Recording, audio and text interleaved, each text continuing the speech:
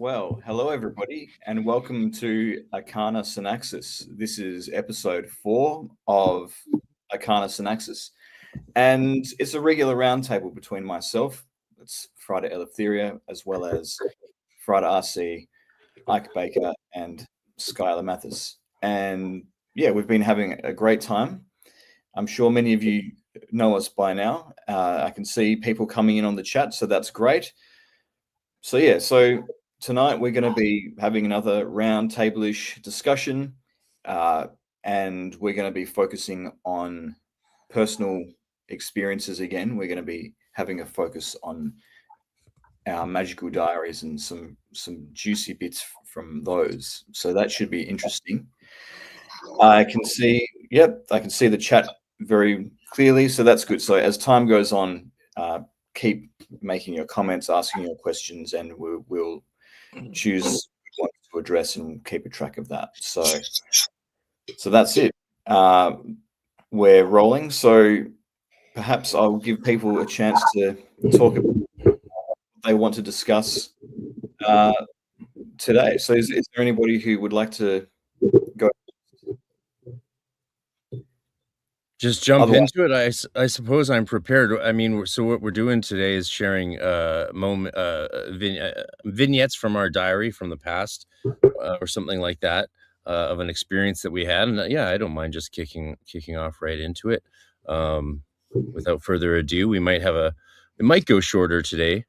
Skye has to get out early, so we'll see what happens. But we have lots of surprises in store for everyone, so stay tuned to the end for sure. But yeah, let's take you back to the dewy slopes of 1998 when I was in the grade of Practicus.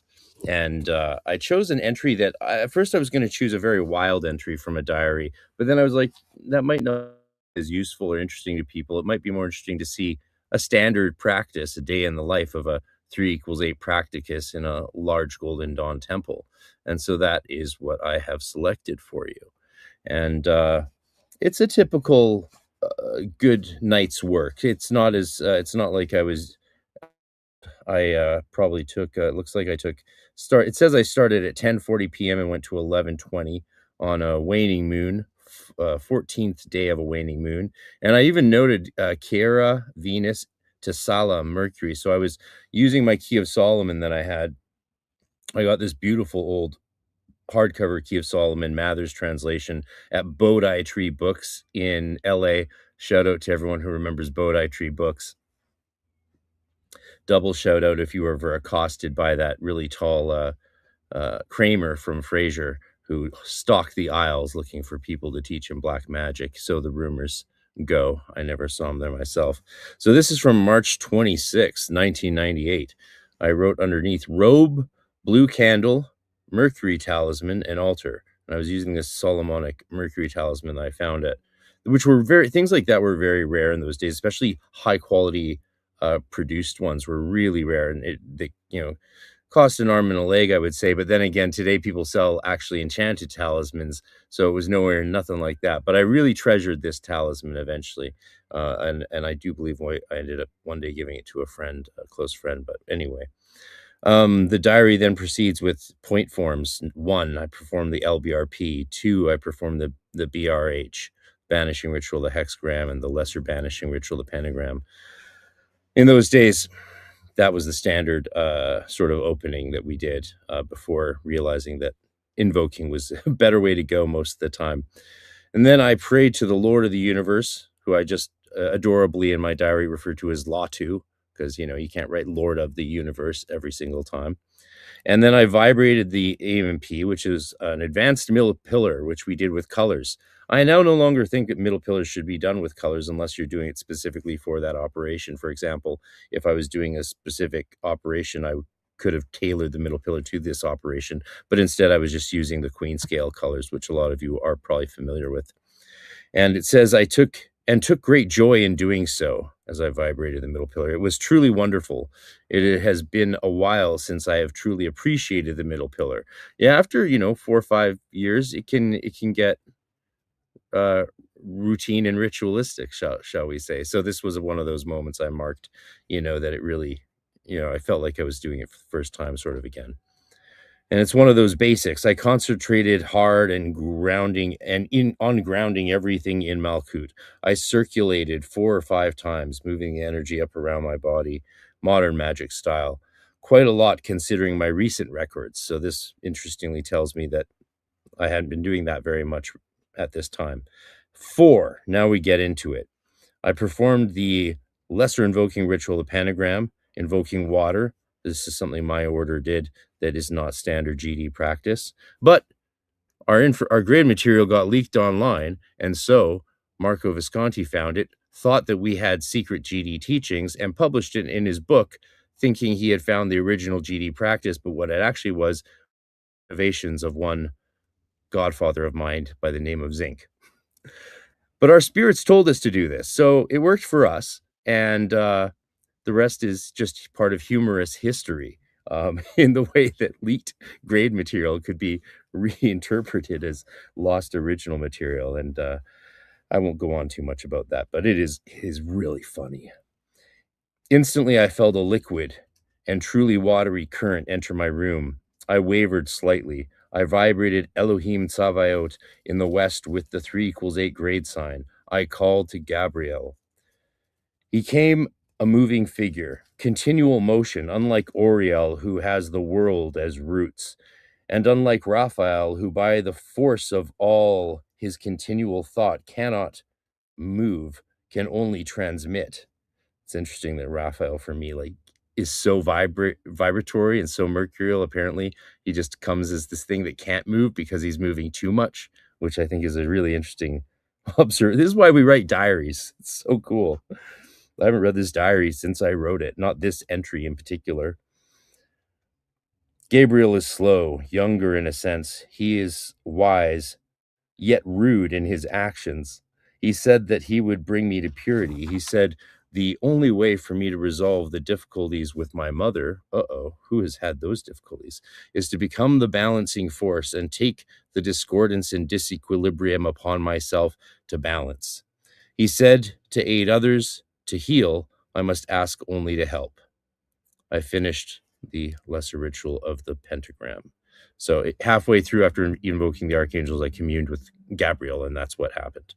And this is, of course, because I was in grade 11 at this time, living at home with my mom, single mother, and it was a stressful period, but also wonderful, of course. 5, I sat in the west, and viewing Apas, this is the water Tattwa, I vibrated 5 times each of the names of the hierarchy. By the 5th vibration of Marab, I could barely keep my eyes open. I closed them, and in automatic perfect clarity saw a black crescent and silver background. I slowly, with focus, was able to increase the crescent to the size of a doorway. This was harder than ever before. I entered Apas and called to me my guide. I won't say the name, who is basically my angel of the elemental water plane in Malkut, as I see it. I was, however, and for the first time, not in the Tattwa, but rather only perceiving it. My guide was my link and a way of effecting what I saw. She showed me to me a mother and a daughter unhappy. If I hid her, I saw her. Yeah, I saw her give them bread and water, and they were happy. I saw then a machine of production that was not running. I had my guide throw a switch and begin once again to produce. The feeling of tiredness pervaded me then and now, like all the element is calling me to sleep. She showed me a friend and showed me to offer that friend help. I'll skip that a little bit. But my friend would not accept help, even though the spirit that was guiding me offered her the help. This is all in the vision state, right? And asked what more she described. Now, my friend admitted to needing help with my guide's agreement and with, can't read that word. Sometimes you can't read the words. Write clearly, people. I left Apis, for I had done enough for now. All I could for now. I must make my being suitable vessel for the fires of Netzach. My physical body moved slowly away from the west wall of my bedroom.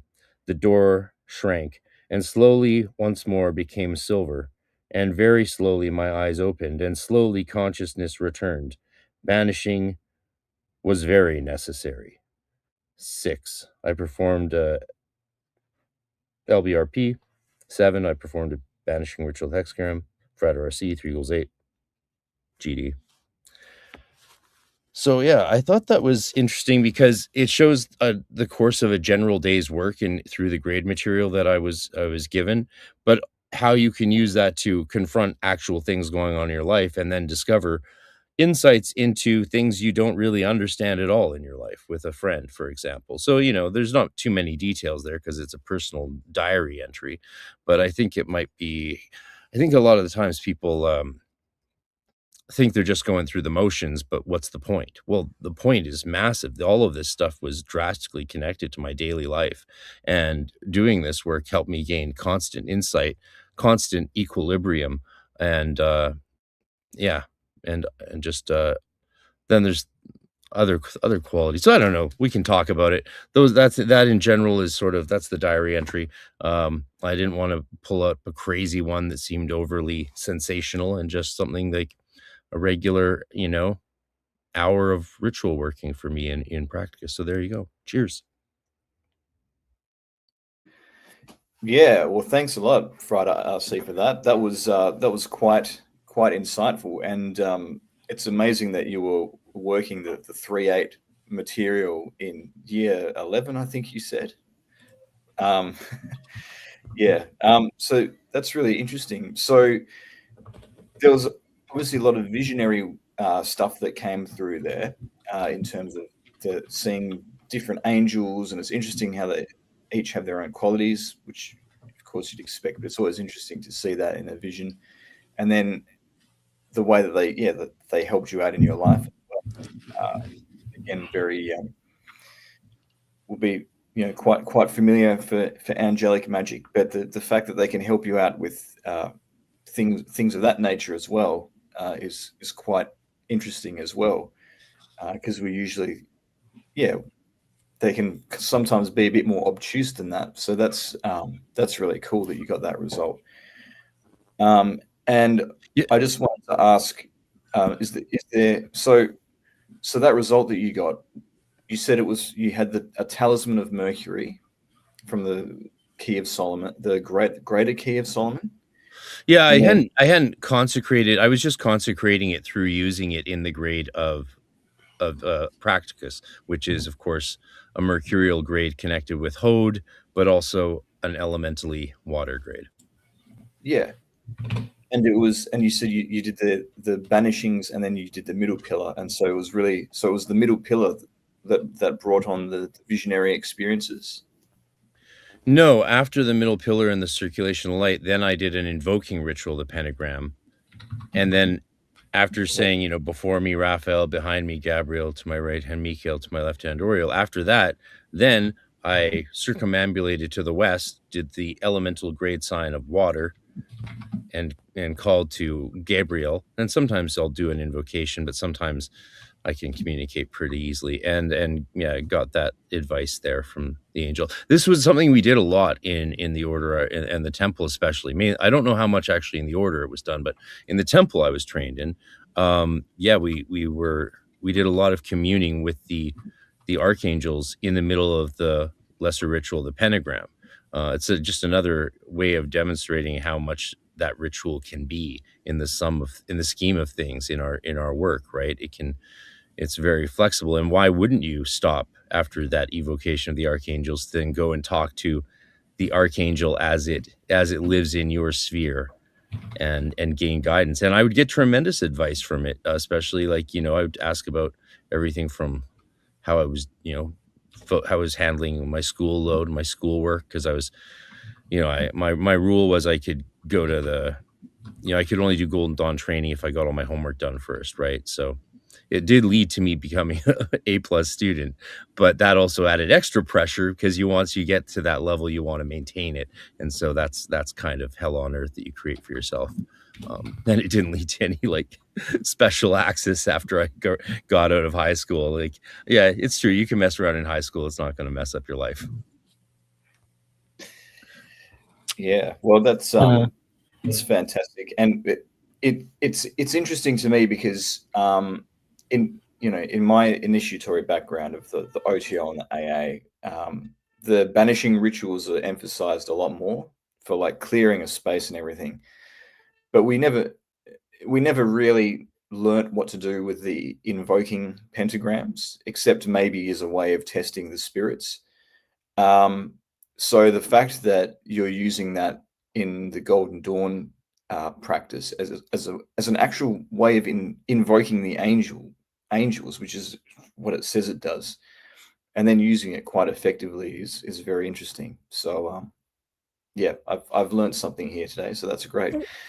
Yeah, like sometimes, if you're doing like a artificial or microcosmic elemental sort of working where you're calling on the names of God to use an element to assist you, right? Why not stop midway through an LIRP and talk to the archangel, do your grade sign or whatever, and get them, and then have them do it with you. It's a good exercise for many aspects of from our fantasia to our nous to our ability to conduct and move with the energy of the spirits around us and living nature. Yeah, for sure. Does anybody else have anything to add? Any questions, comments? Yeah, I'd like to. Can you guys hear me? Okay. Cool. Did it, as you're moving through the order with this sort of communing, did it take some time? I can't hear me. Can you guys hear me? Ike, can you guys hear Skye? Shit.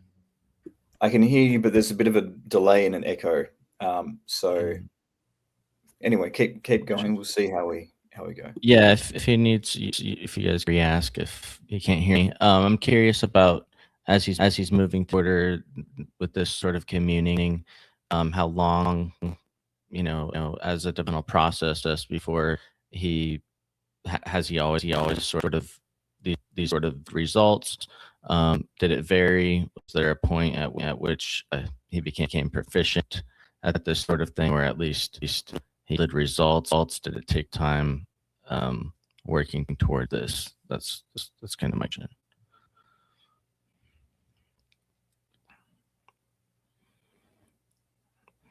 And so he might not be able to hear me, but you guys heard me.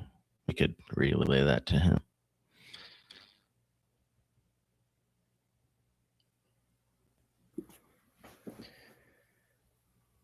Did you catch that, Frater RC? No, I think my headphones temporarily disconnected. I just got them reconnected. Sorry about that, Skye. No worries. Computer. Still figuring it out. I'm sure it was an amazing thing you said. I think, yeah, it was a question, and correct me if I'm wrong, Skye, but basically the thrust of it was there a certain amount of time where you developed a certain proficiency in the practice to be able to get that kind of a result? Is that more or less it, Skye? Yeah. Oh, it's a question for me. Cool. Well, I got initiated into yoga at 7 and started meditating twice a day. And then I got the adult initiation at 10, where you get your sitting mantra. And so 8 years of meditating before I got into Golden Dawn ritual work at 14, 15, and initiated into Neophyte when I was 15. This November at a Nokia Con actually will be that weekend will be the 30th year anniversary of my Neophyte initiation at Temple Tahuti. So that's pretty cool. I think, sorry about that. Hope you can't hear that in the background. I should turn my phone off. Yeah, practice. I mean, I was doing ritual work. I was doing the Golden Dawn. By the time of that diary entry, I had been doing the Golden Dawn ritual work every day, a lot, for 4 years. I was doing all the Golden Dawn stuff before I joined the temple, and when I joined the temple, like, okay, just do the LRP and the LBRP and the middle pillar, and then in Zelator I could do the LIRP and the middle pillar, and then a couple other rituals that they had created, because of course the original order didn't have that much for the outer order, so we had some special little rituals and techniques we created. Can you guys hear me? Oh, I can't hear you again. There we go. Can you hear me, Ike Eleftheria? That's so strange. I can't hear you. I can hear you, buddy. You sound like you're in a tin can, but I can hear you. I tried switching. I'm trying to correct the issue. I apologize. It's all right. It's better than before. Yeah, it's better than before, because what was going on is there was a latency or something like that, and you had like this interrupting delay.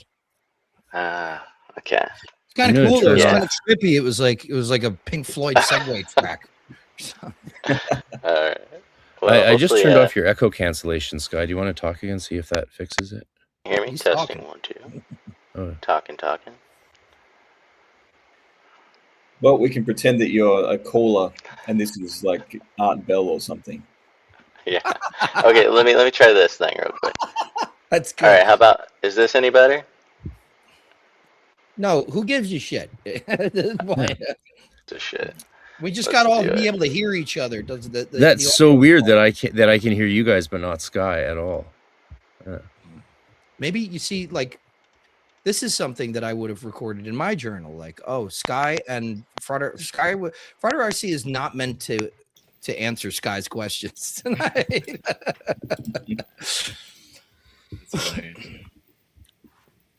Yeah. Well, all right. Well, once again, we have a tremendous amount of noise from fucking Looney Tunes in the peanut gallery this evening. Please do everyone and yourself a favor and go to sleep. Just go to bed, for fuck's sake. I think perhaps there's a few bots coming into the chat. It's the rage bait comments and the username followed by random numbers and letters is always a giveaway. But It's Russia. They're Russian bots. Yeah, could be. Yeah. Alexander Dugan is sending his bot swarm. Yeah. Rival occultists, they must be stopped. Yeah. Occultists in general must be stopped. But the thing is that they don't do anything in general. Anyway, I'm going to just read off some of my shit because why not? Go ahead. Let's get out of the way and let's keep the ball in the air here. I balked at the request to unveil something that is, to me, my magical journals are in effect a personal history that is close to my chest as say my Mars sword. It's not something I broadcast, but I went through a couple of things. I didn't really even know exactly what the task was today until I texted Skye. I'm like, wait, what are we doing tonight? But that's me. So I got a couple of things here that I'll read from, but they're short. And I'm glad that I picked these little weird things that I recorded, because if I had just kind of done exactly which is 95% of my journals are exactly what RC just read. If I had gone through that, it would have been just too redundant. Our work is, obviously very much the same, particularly in the outer order. So there's three things I'm going to read from. I'm going to read from my adept, my ZAM, my Zelator Adeptus Minor journal. Okay, just a little snippet to see what my brain was doing back then, a couple years ago. I also have my dream journal, and then I've got my portal thesis. And I don't think I'm not sure that every GD order does this, but effectively you go through the outer order, and then once you hit the portal degree, there's not a whole lot to be doing. There's a couple of exercises.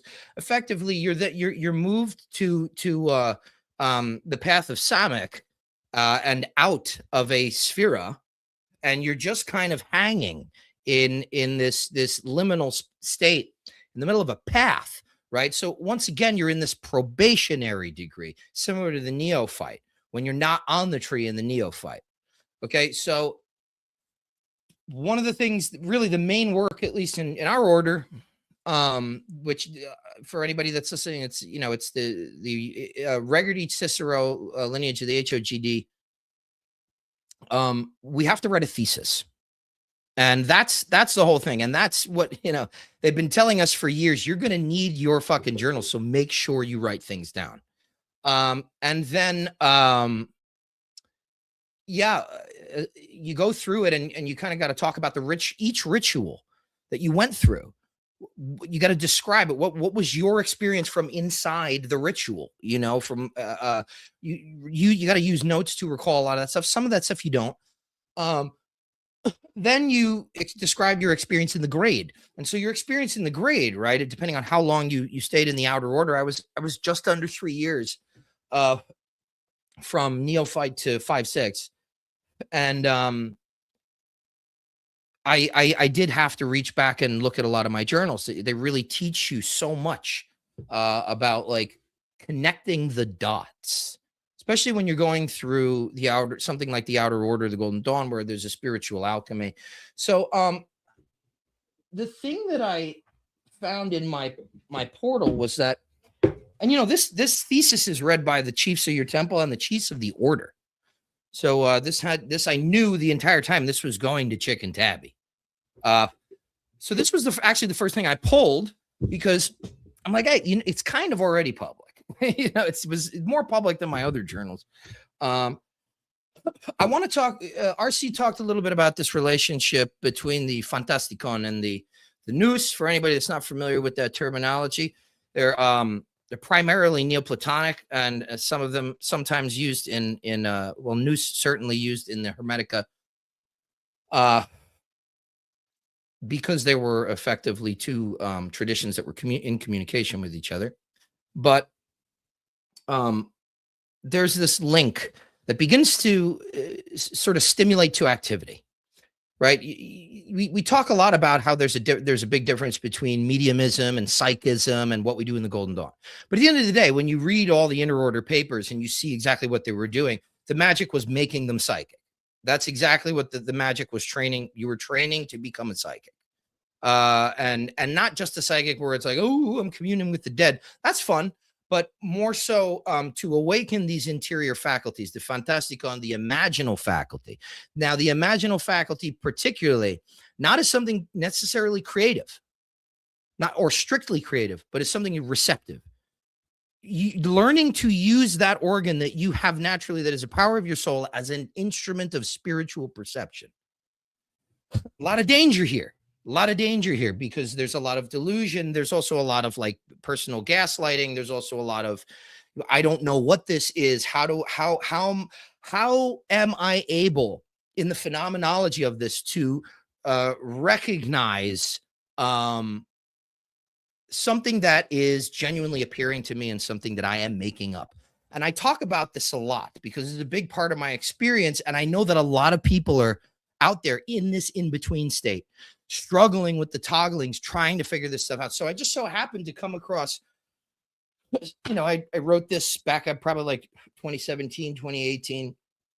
I'm going to read it and skip around a little bit. Okay. This was when I first began to realize what was, you know, what was going on in the Fantasticon, the eye of my mind. So here we go. An important recollection, although I could not find it written in my journals, is the first time I recognized that I had not had a thought, but something like a vision. It wasn't a perfect image, but a distorted one of a toy from a memory from my preteens.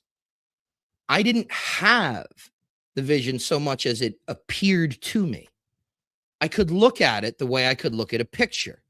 This was very mysterious to me at the time, and I deliberated over it in my thoughts for many days, even on into further grades.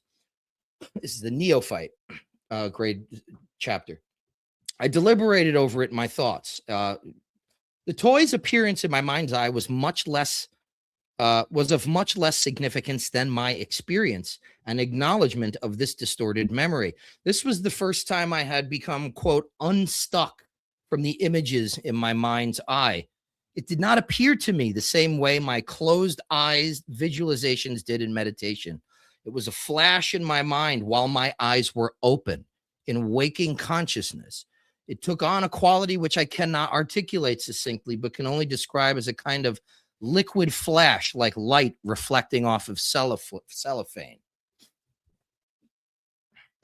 So now I'm going to skip over just to a page here. About 3.5 months into the grade, I began feeling very strong senses of presence in my bedroom. One night of no particularly special quality, I woke up in a sense of pure dread, barely able to lift my head up off the pillow, and I was starting to panic. I looked across my room, and in the darkness, I saw 2 cloaked figures standing side by side near my door. It may be worth noting that at this time, I had been performing all of my spiritual exercises, meditation, ritual, etc., in this very room. The figure on my left was shorter and female and wearing a dark blue cloak which enveloped her entire body and extended up her neck. Capitulating in a large turban-looking hood, the figure next to her on my right was a taller male wearing a dark green cloak in the same style. Their faces had absolutely no expression, and they stared intently at me. Oddly, they appeared to me in a similar kind of fluidic, flashing type of cellophane appearance as the vision of my toy, except rather than seeing it while awake in my mind's eye, as I would a daydream, this vision was projected out into physical space. Except it didn't seem to partake entirely of the physical characteristics of reality. There was a 2-dimensional quality about it. I wasn't terrified, but slightly confused. So I decided to roll over and go back to sleep. So that's that there. And the 2 other things that I have here that are related, that are much shorter than that. I want to read from the dream journal since that ties into a little bit here. First of all, this is such a charming introduction. I prefaced my dream journal, I think, later on, right? Because I'm like really honest about my dreams in this. Like, no, you can't, it's pointless to have these journals and not be like naked in them.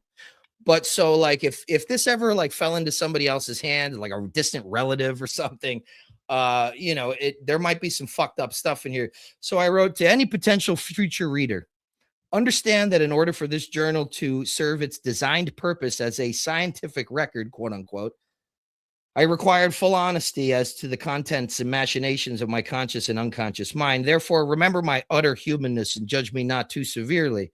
This is not a complete record of who I am, and therefore an incomplete picture of the man. Strive rather to see in what ways we were bound by our humanity in similarity. I thank you for it. So here's what I wanted to read from that.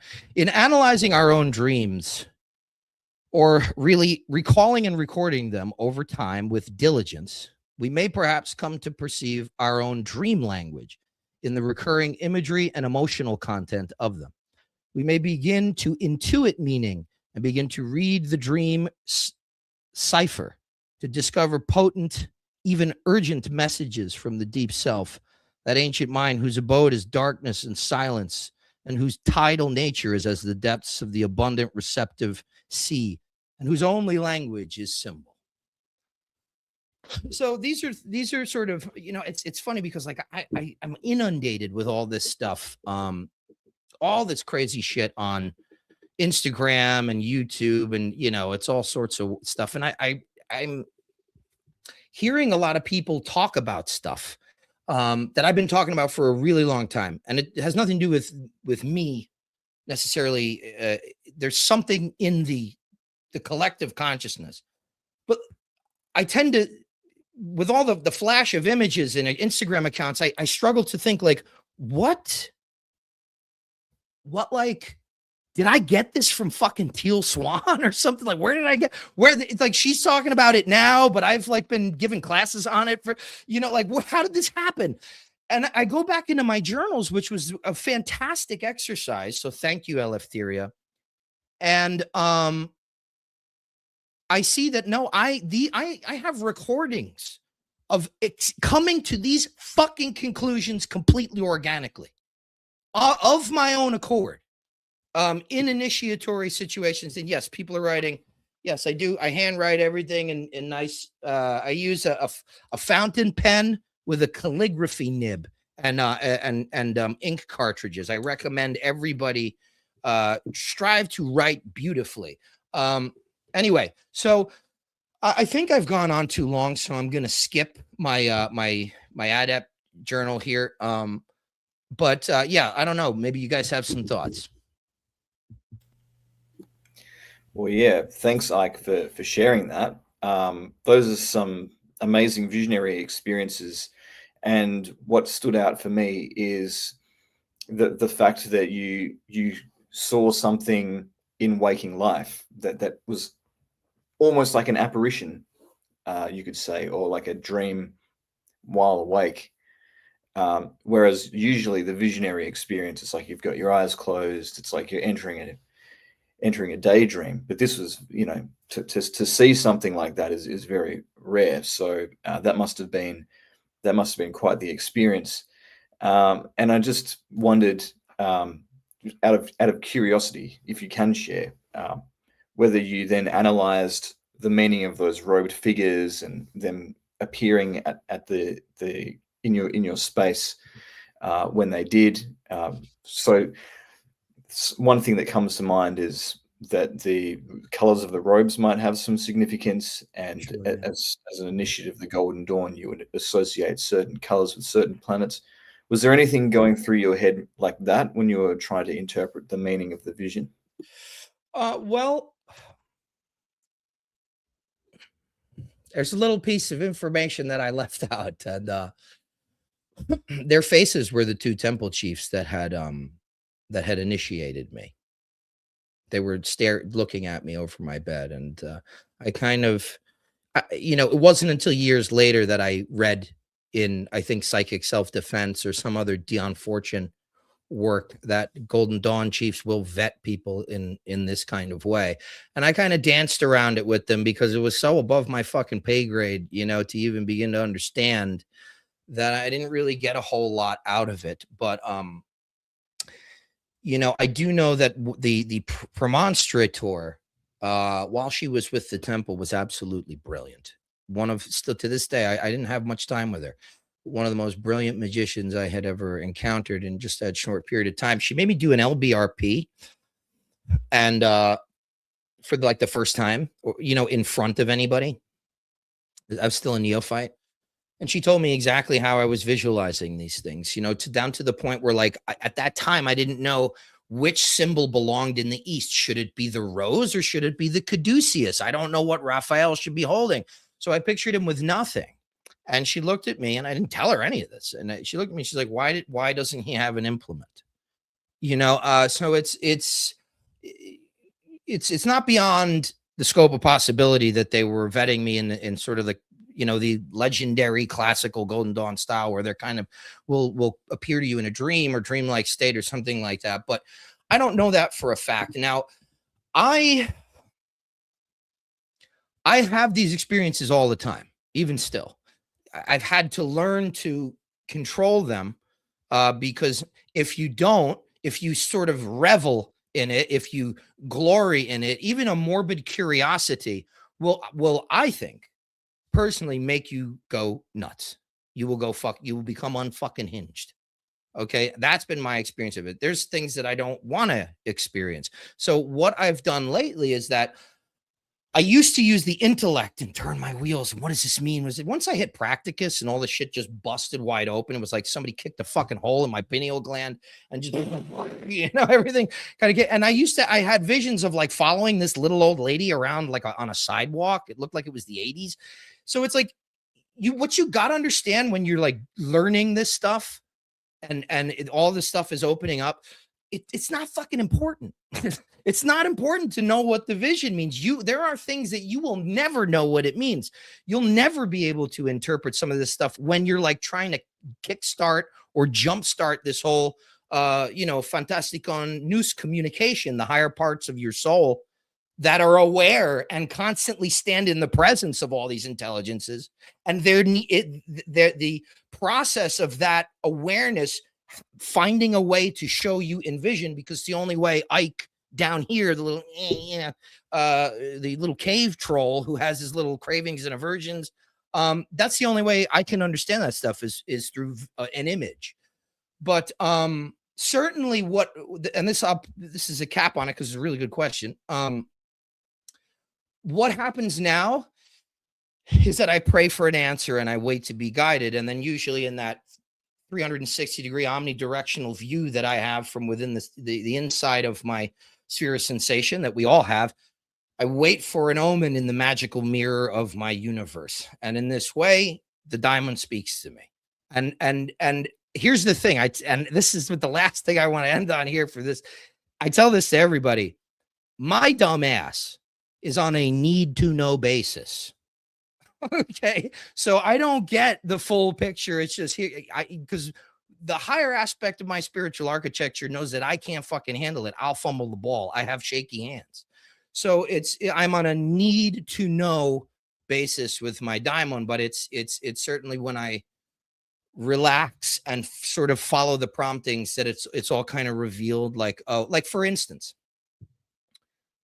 we moved to Asheville, loved it, fell absolutely in love with this place.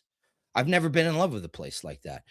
We ended up getting priced out of being able to buy a house there. So we were stuck. And this was when, like, whatever it is, BlackRock or Blackstone, they were buying up all those apartment complexes.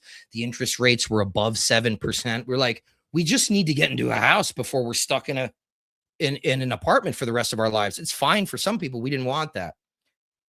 So we end up going through this really quick and crazy and dizzying experience. And the first real estate agent we come across, her name is Angela. Okay. And she's very much, just kind of a go-getter. You go finding all this. She finds us this place out in the country and then doesn't want us to submit an offer, even though it's within our wheelhouse. We get to be all the way out, and with the Amish, we had nobody. Then, so since she didn't want us to, we found another real estate agent, and her name was Angel.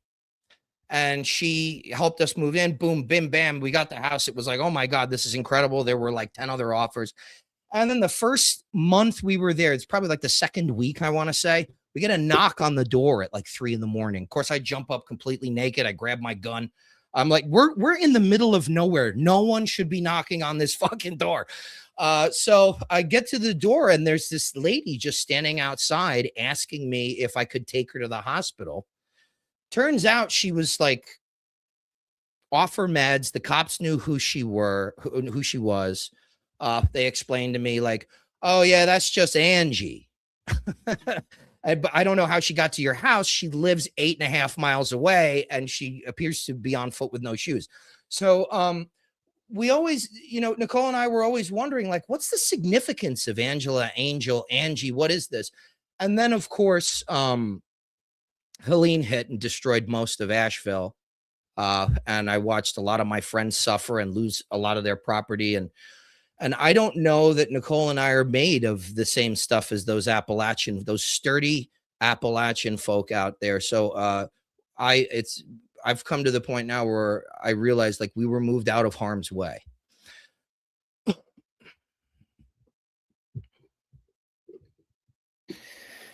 Yeah, wow, that's incredible story. And it's always funny how you have the little breadcrumbs that whatever is guiding that process leaves you the little synchronicities, so you know that something else is kind of manipulating things behind the scenes. Well, not manipulating, it's got some negative connotations, but there's a process of order behind that.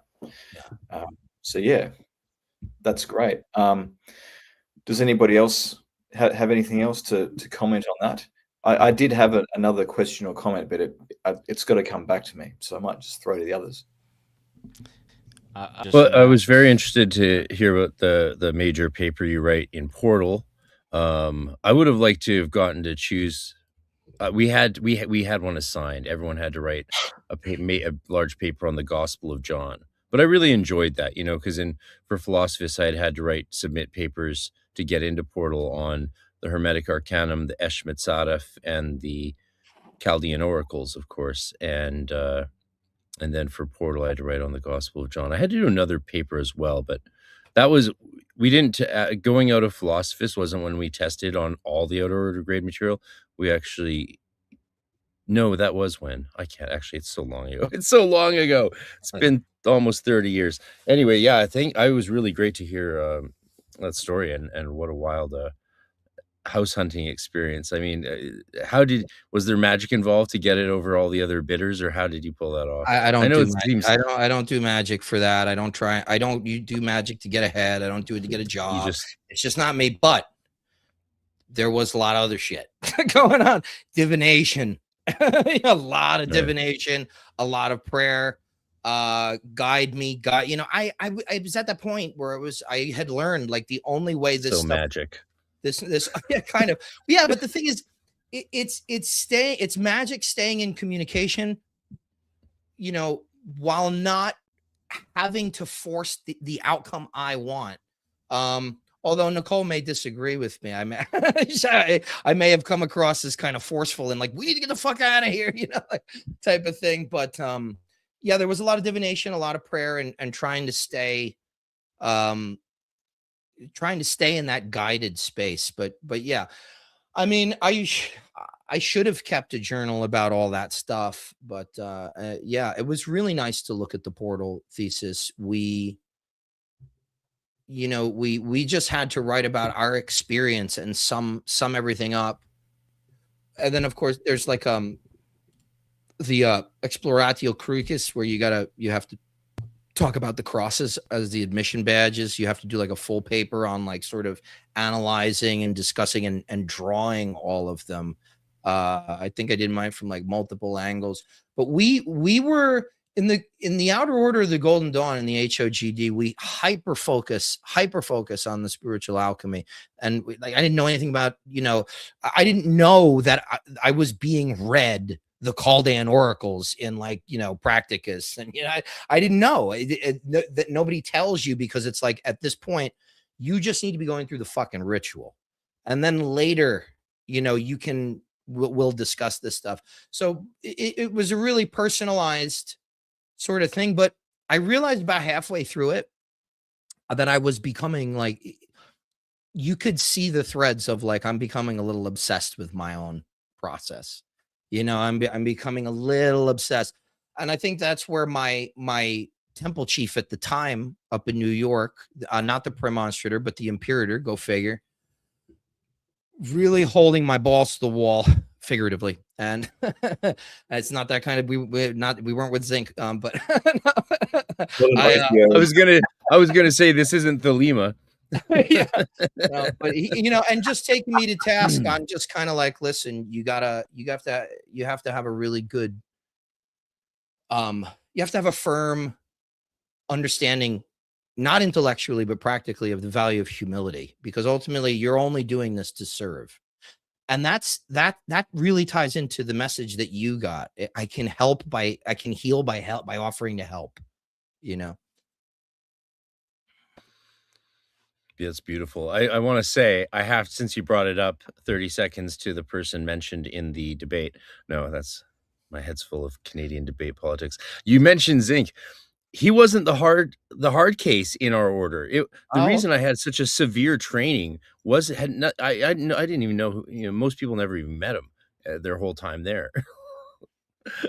The severe thing at Temple Tahuti was Nineveh Shadrach, the Virgo who founded the temple, and then the Gemini who became the first adept to go through the grades and become the first, and then the Aquarius after him. So I was dealing with a Gemini, a Virgo, a Gemini, and an Aquarius, all trained by a rigorous Arabic adept who, was constantly invoking jinn and doing all this other crazy magic, which is you really are Frater RC. You were trained by an Arab adept. He's the reason I was allowed in at that age, because he had been allowed in at 16 and excelled, and so he was grateful to, I guess, Zinc and the others who let him in and trained him in LA before he came back to Canada. And he's famous online. Nineveh Shadrach is a well-known magician now. It's a shame he couldn't stay at our temple, but yeah, I think the Inner Order I didn't know this at the time, but they were definitely trying to make it more Christian, which is a shame because that's not, the Golden Dawn's not meant to be religiously prescriptive anyway. But yeah, so there was the severe Saturnine Aquarius who trained me, and the erratic Gemini adepts that trained me, and then they trained me and Martin, who were both Aquarians, and Martin now runs Zaleski's order, and I do my thing, and yeah. Balls to the wall, baby. We definitely had our balls to the wall. It's true. Yeah. It's true. Skye, did you have anything? I know you got to leave early, so if you don't have a question, I'd recommend moving on to your thing. Skye has another hour, right? I was messing with my audio. I don't know. Can you hear? I can hear you. Okay, cool. I was thinking. Okay. So first of all, I thought it was hilarious. Your like little disclaimer that you put at the beginning of your journal. That was pretty. I'm not gonna really pretend like I'm farther along than I am. So my approach is more simplistic. Journals don't have like decades of experience behind them or anything like that. Respect the practice and the discipline of maintaining consistency with the magical journal, and I'm working, but I'm shamefully guilty of slacking, and not that I don't do it at all. It's that I'm kind of pathetic, honestly.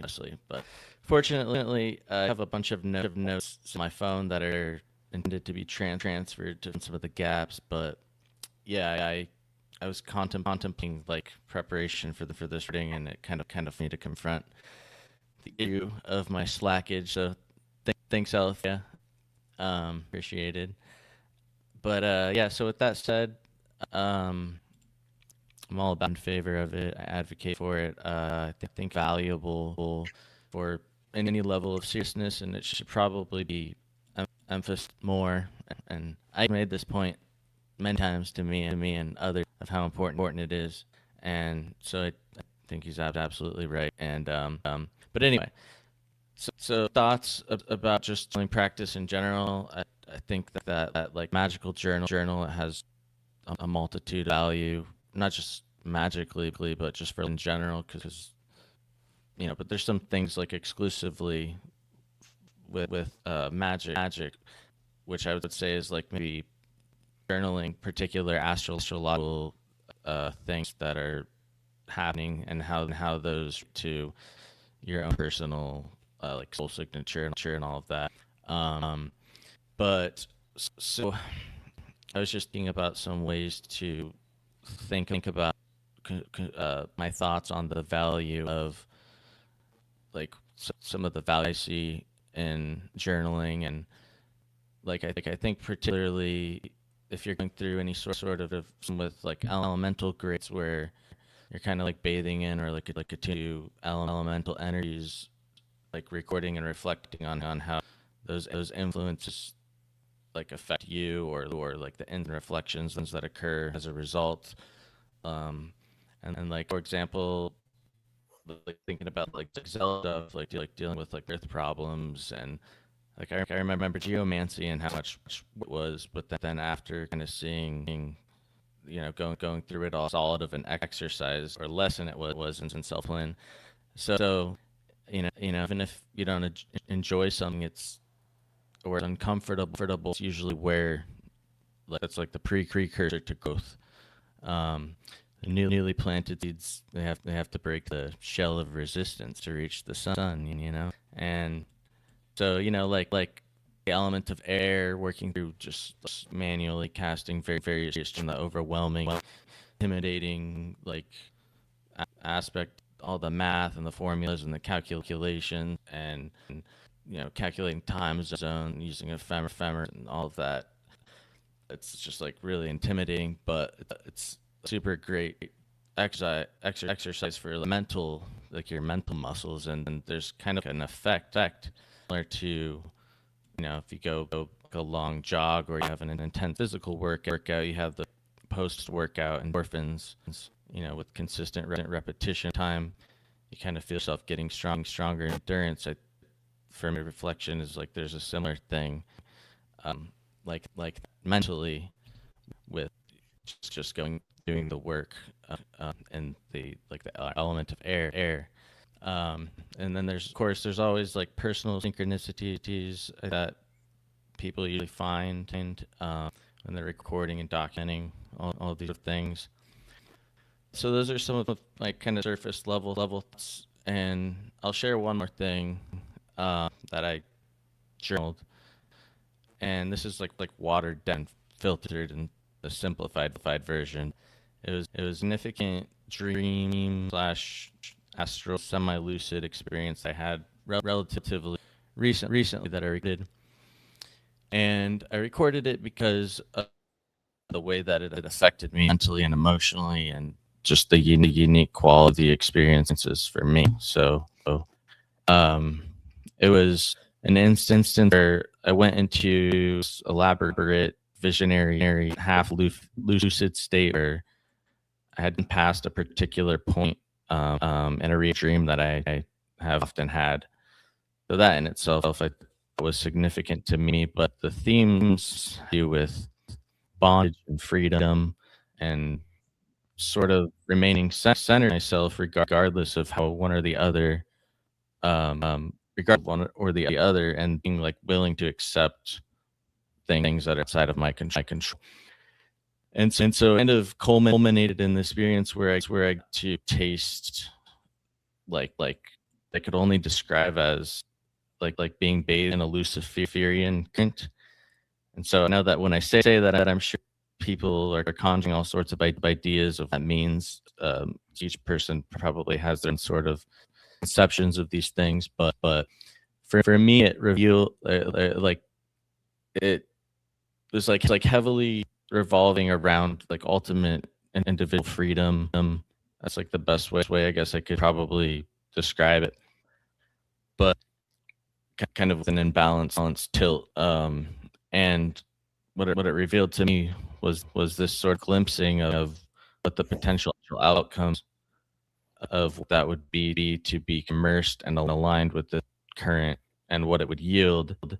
And although it was like intoxicating, exhilarating, showed me like a really narrow band or field that at least it gave me the impression that could kind of like sweep me away. And it came with like it would come with sacrifice or like disconnection from bonds or that I value, which kind of counterintuitive if you're thinking about like ultimate freedom, but just trying to describe it the best that I can. And but yeah, so like the way that I try to articulate it, I don't know, it's going to be filtered by listeners, so I'm doing my best. But yeah, so ultimately it wasn't something viewed as an evil current or anything like that, but it just wasn't something that would bring me personal fulfillment, like that I actually value certain stations, certain relationship bondages, like family bondages, like so it was kind of revolving these sorts of things, and it's almost like a deviation from vision or yeah, that's kind of abstract, but that's I would describe it. But it's kind of antithetical to the notion that I expressed earlier about like soul growth coming from discomfort or thing that you're kind of pushing yourself through. So yeah, abstract, but I guess it's a particular species of personal gnosis that's not entirely transmittal. But at the end, there was like a being I was observing, and a loud, clear name that was audible, and it revealed itself to me. And I still kind of making sense of it. I don't really know how to make sense of it, but something that I'll contemplate, and perhaps it'll come in time. But that's something that I journaled because it was an interesting experience. So that's that. Yeah, thank you, Skye. That was interesting, and yeah, it's great to hear everybody's visions and things like that. And yeah, very interesting that you got an insight into that Luciferic or Luciferian energy. And it sounds like to me, when I listen to that, it makes me think of how sometimes we can be misled by things that don't seem dark and evil and scary, like like worm tongue whispering in the ear of the king. Sometimes the thing that makes you stray from the path can seem quite beautiful and convincing as something good, but it's actually superficial, and then there's a deeper understanding that will make you realize that perhaps it's not taking you in a good direction. And you mentioned progress through pain and sacrifice and discomfort, and often that's the way that happens in the spiritual path. And a lot of modern New Age spirituality seems to be about keeping people comfortable, and so it's just interesting that you drew that distinction. So a lot of things to think about there from your personal gnosis, and those are the things that sprung to mind for me listening to what you said. Anyway, so does anyone else have questions or comments? Well, I did manage to listen. I muted myself here and turned on the stream, the public stream on my other laptop. So I heard you coming through over there. But yeah, something's going on with your audio. We'll have to figure out what that is. I don't know what it is. Maybe it's like the headphones or the mic's active and the speak is active. But yeah, I think I was able to follow fairly well. Not well enough to really come up with much to ask you about it. It was but I'll have another listen. Ike? So what have you learned about keeping journals? Because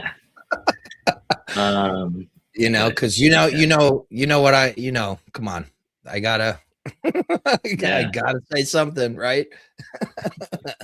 That's what I was saying. I was like, I know. Yeah, well. I had this some of my Hebrew scribbles, just some neophyte practicing Hebrew. I figured I'd share, but it's actually interesting. It's beautiful. I love that. Yeah, very nice. That was just some of my practicing, getting my Hebrew on. But I think I turned off my mic, so hopefully it's just working out of my. It's way better.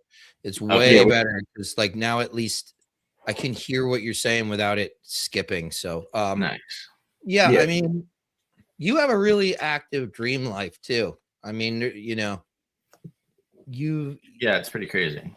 Yeah, you like hit me up a couple of times, been like, hey, you were teaching me magic last night underwater or something like that. Actually, I get that a lot. Like, I get random people messaging me probably like at least once a week. Like, you were in my dream teaching me magic. I'm like, oh, okay. I'm busy, aren't I? Yeah. So, go on. I was just gonna say I tried to pick something that I could, semi-articulate, but a lot of things I just want to keep kind of hermetically sealed for now because I want to wait till a time when I can make more sense of them or have a way of expressing them better. But I figured that was something that was like relatively interesting that I can share a little bit about. But yeah, so. Yeah, thanks a lot, Skye. I know that there's some time constraints with you. So how long is it until you need to sign off? So I've got, it looks like 38 minutes or so. 45 minutes? Yeah, something like that. Yeah. Yeah. Okay. And I have a surprise. I thought we were doing the 3 hours, so I don't know if the surprise will make it before Skye has to leave, but hopefully we'll see. We'll do the best. Eleftheria, if you don't mind me jumping in here, I know while planning for all this people might find this really funny, actually. While planning this session, you don't want me to spoil anything, but okay, maybe I'll let you. Am I going to spoil it? Well, I don't know. Let's see how well trained my intuition is. Okay. Well, I won't say anything then, right? But I do have something else. Okay, well, let me just ask you one question. So, We're having or fun. in the form of a riddle.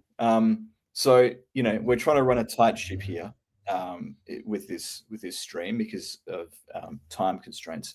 But every ship needs a captain. Am I getting warm or? No. Oh my God. I wish that was the surprise. Well, no, I don't. I regret saying that now because the surprise is equally cool. But oh my God, that would be that would break the internet in my brain. It would have like probably no impact in the world. But he's asking me something that is this is just between us. Sorry, guys. It would. I mean, break the internet in my brain. I have no fucking clue what's going on. I know it's something else. It's something else. Though that would be a great one. Before you do your segment here, I just wanted to say that people should be aware that recently Ike and Frater Eleftheria had an amazing experience together, a very intimate and powerful experience on Brokeback Mountain. Almost. It was so powerful. They did a podcast on Ike's Arcanum podcast, and it was so deep and moving. So good. I thought we should definitely make a big deal about it today. Well, yeah, like there was one thing you said, Eleftheria, that really struck me to the core, and I clipped it. I if you don't mind, I'm just going to share that little clip with people so they can see how powerful it was. It's just a minute. So there you go, a little highlight from this life-changing podcast. So you've got a YouTube channel that is pretty popular, and you've got I think a little over 35,000 subscribers. You've been very, very forthcoming on that channel over the past several years that you've done it, with the ritual techniques and demonstrations. But the YouTube channel is called Lifting the Lamp, which name I love. But I'm interested, what's the significance of lifting the lamp? Where'd that come from? How does that apply to what you intend to do with the channel? Great question. So when I started the channel, I mean, there were a few big reasons why I wanted to start the channel, but one of them was that. Oh, that's fucking excellent. That was good. Yeah, you got me, man. You got me. Fuck. Happy April. All right. Well, we've got the jester of the stream here. That's great. And now the secret's out that I am lamb. I don't know. It was a good talk though, man. I had a really fun time. It's a great episode. Yeah, no, it was good. Yeah. Ooh, sorry. Okay. I can't help it. So how do we recover from that? Yeah. Well, I do have something else for you. If you want to laugh. So if you don't mind. I've been reading Gal Sofer's amazing book, which reveals the truth about Solomonic magic to the world, from Brill. Found a used copy that's not very used, so that's great. I've been talking to Gal, DMing. He's been answering questions. It really opens up Grimoire scholarship to a whole new audience because of his central premise about Solomonic magic. But what's going on with those people who have read this book, again, slightly exorbitant from Brill, may they burn in purgatory or whatever. Gal's work is amazing because it really shows that grimoires can be studied from a whole different methodological point of view. Like I want to use his framework to study the Book of Oberon now. However, most people don't have this book, so all they're aware of is what he's said sort of on Glitch Bottle and stuff. And so the Solomonic world's in quite a disarray right now. Their interpretation of what Gal's work is quite dramatic. And I synopsized how Solomonic magicians such as Aaron Leach and Alexander Eth, the host of Glitch Bottle, might be dealing with the impact of Dr. Sofer's work. And he's a double doctor. He's a PhD and a medical doctor. So I felt bad even talking to him on DM. And I felt really bad that I shared one picture of his book, and then people went at him, and I was like, "What are you guys doing? Leave him alone. He's done amazing work here." He just thought that he mistakenly thought Crowley was a leader of the Golden Dawn, and I don't blame him for that. Come on, he medical doctor saving lives and studying like grimoires and showing us Hebrew origins of Solomonic magic. The guy doesn't know anything about the GD, and that's the peer review people's fault anyway. But I made a little clip to show how his work is how it is impacting the Solomonic community. So here's one little fun, humorous, I'll let you know in advance, it's humorous clip I made that synopsizes the true secrets of Solomonic magic. Solomonic magic is not a thing. That's the whole point of the titles. I wanted to mislead the readers to think about Solomonic magic as a thing, but it's not a thing. And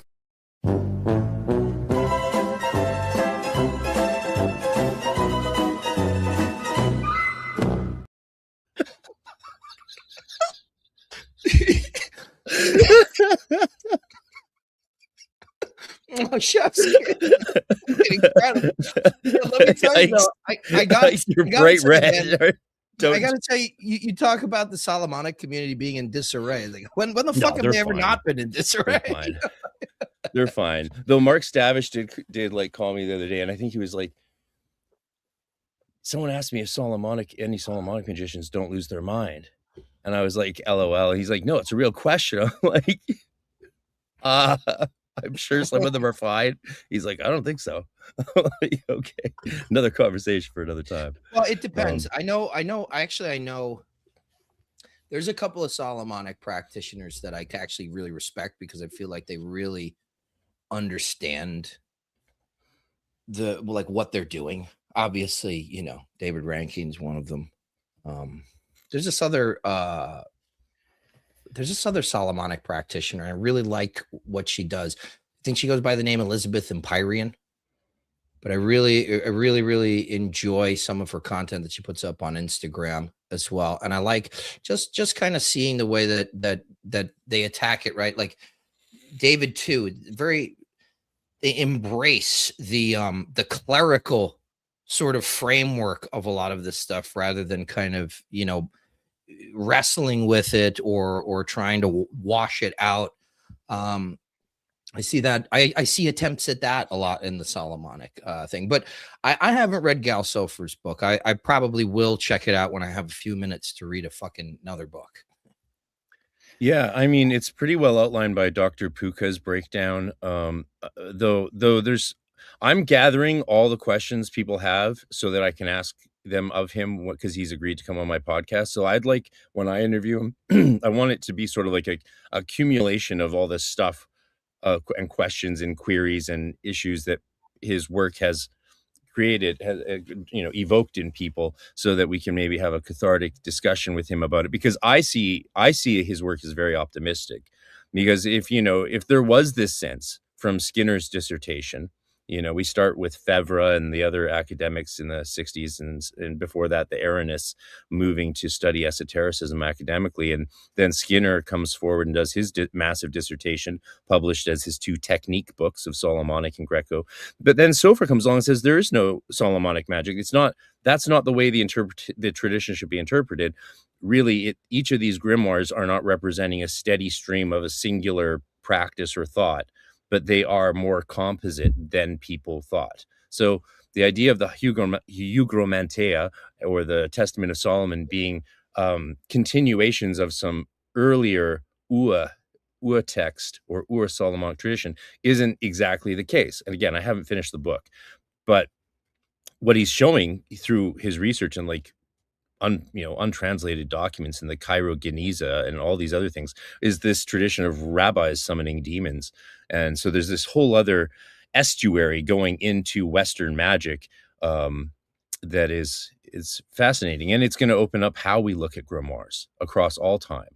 And the idea, because before now, people would say, oh, well, the Arbatel, of course, it's a Solomonic grimoire because all these grimoires are Solomonic, but it doesn't really make sense in the light of all the other Solomonic grimoires. See, that whole way of thinking we can just ignore now. And we can just start to say, what is this book of magic about? what is this book of magic about? What nodes and what genuses connect? What what's their biology across time and space? And so anyway, it is very interesting. Anyway, I don't want to get too much into it. There's going to be lots of talk about it here on out. And if anyone does have questions, let me know, and I'll ask them on when I finish the book and get them on the podcast. Yay. Sorry. Back to you, Eleftheria. We've had our comedic review, comedy hour, comedy 15 minutes is over. We might have my surprise show up in time, but maybe not.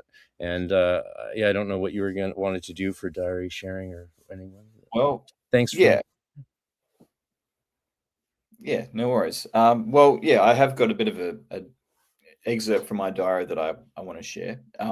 First off, let me just say I did practice Solomonic magic for a number of years, and I didn't lose my mind. So, or maybe I did, but maybe it's the fact that I stopped using it that is the reason why. I'm okay. But yeah, I mean, I think that the attitude that people come into magic with can change a lot. If you've coming with a fear-based mindset, that can sabotage you. But also, there is also just going into it with your own psyche, not in its best state, can exacerbate things. But I don't necessarily think that there's any particular type of magic that messes you up mentally or unless you're working with demons regularly, in which case I think don't do it. But I thought I'd just add that. But in terms of my own journals, I realized after we all kind of agreed on, I suggested the topic and we all agreed that I'm at a bit of a disadvantage because on my YouTube channel, I've already kind of extracted all the juicy bits of my magical journey and made videos on them. So, I needed to find something that would interest people, and I have found something that's it's probably going to interest Frater RC in particular, but yeah, I mean, a lot of my magical diaries, as I was going through them, I realized is just like, did breathing exercise, did meditation, did Liber Resh, which is a daily practice that you do in the AA.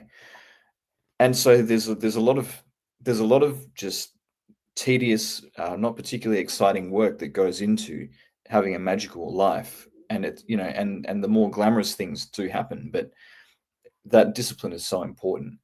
And sometimes there's periods of dryness where we don't feel as connected to the divine, but again, if we can persevere through that, then the good stuff happens. So basically what I was looking at was my journals from when I did the Samek ritual, and you can you can see my videos on it on lifting the lamp. I did 2 videos on my working to attain knowledge and conversation with the Holy Guardian Angel. It's the one where I've got the bushland in the background. And so I revisited those journals, and I found that there's actually quite a bit in there that I haven't spoken about, that I don't plan on publishing.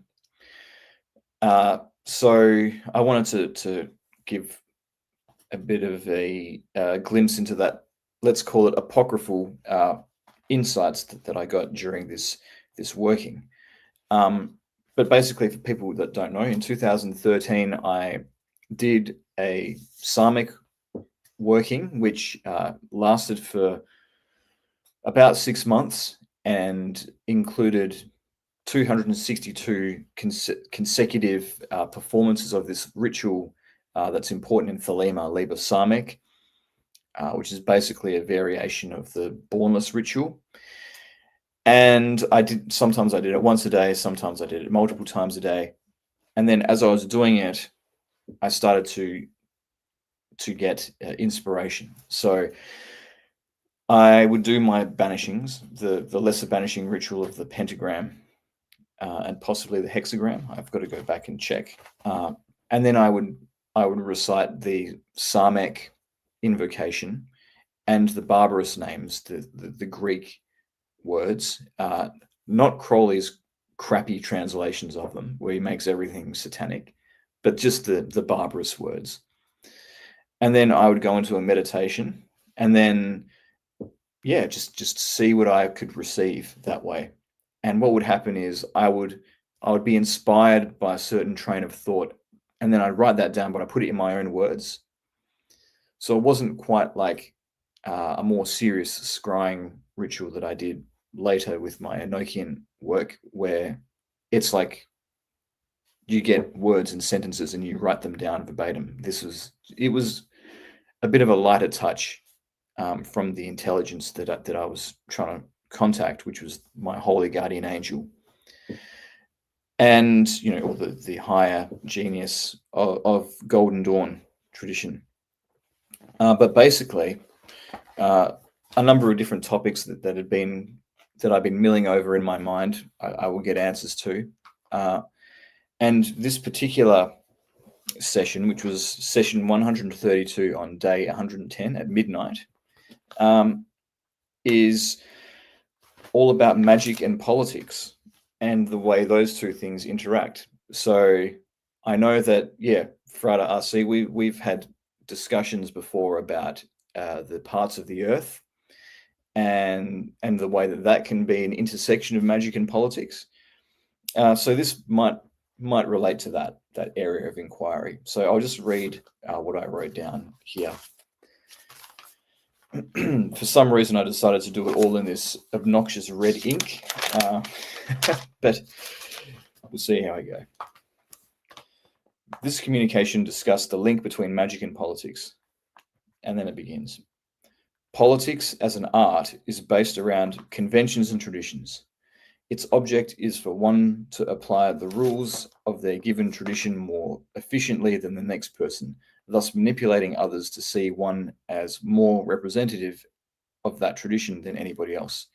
In contrast to this, the magician is one who creates their own conventions. In the context of society, one who shapes and reshapes human relationships, whether publicly or secretly. The magician does this according to their own will, creating interactions and beliefs between people which did not exist prior. It can be said that a politician is merely the personification of this or that collective force in society. The same does not apply to the magician. He or she is his or her own force. Only he or she knows and decides his or her own agenda. Magic is similar to politics because it invokes new realities into existence. Magic is different to politics because, once understood, its potential is unlimited. So, on the level of individuals, the magician is more powerful than the politician. The politician must make the best of what is possible. The magician makes the impossible possible.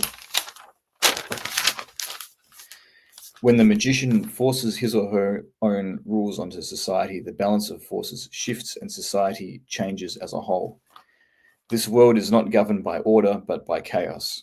Nations viciously compete with one another for influence, and within those nations themselves, the ruling elite is waging a constant war on the rest of the population. You see, I was awake to what's going on in this world, even back then, as I'm sure many people were. It's just the normies that are waking up now.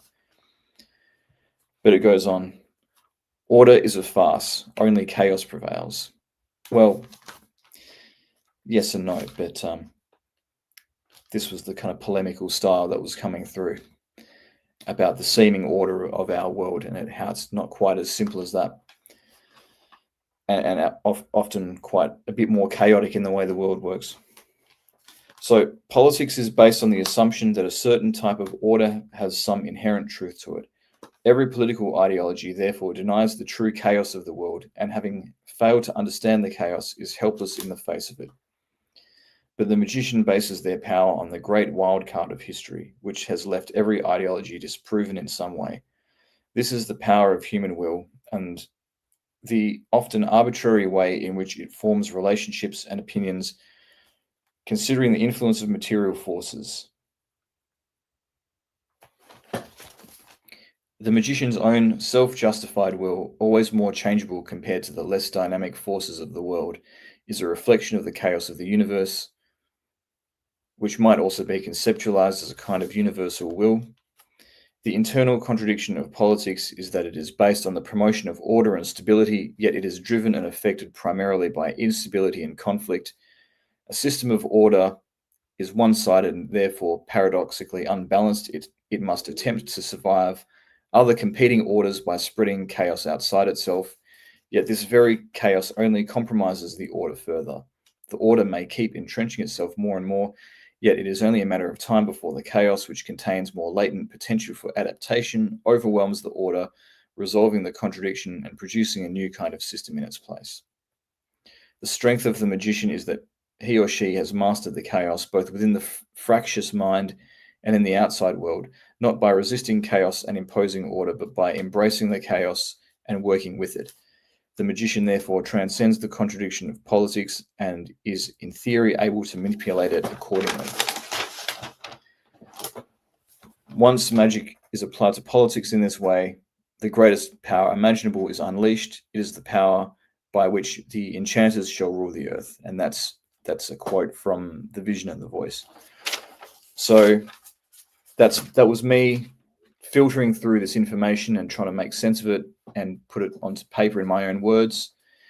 And basically what it's talking about is order and chaos, and how what seems to be a force for order is really a force for chaos.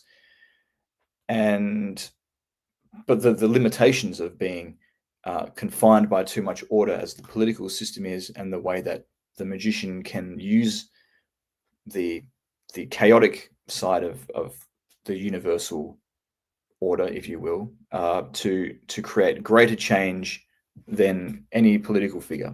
So I don't know if any of that would be relevant to what the angels were imparting to Dee and Kelly with the parts of the earth, perhaps, although it seemed to be more about angels governing particular parts of the physical sphere. But anyway, it's something to think about and something to contemplate. And yeah, so that's my excerpt anyway. Questions, comments? You're right off the bat in hearing what you're sharing there from in the context of the parts of the earth. So there's the parts of the earth where there's spirits that govern the politics and the happenings of rulers, for those in the audience who don't know. It made me think that there's perhaps a applicable lesson about the natural cycles of regions, of governments, of nations, of rulers.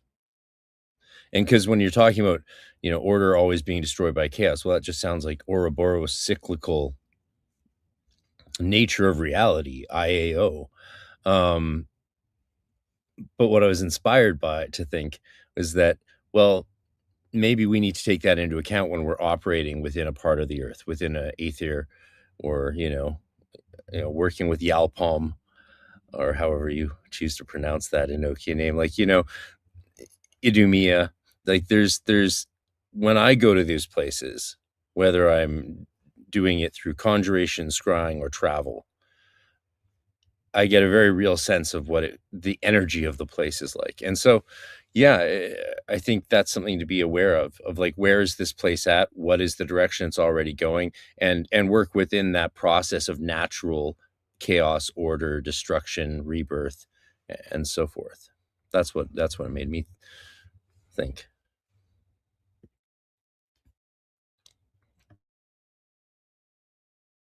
I think I too have.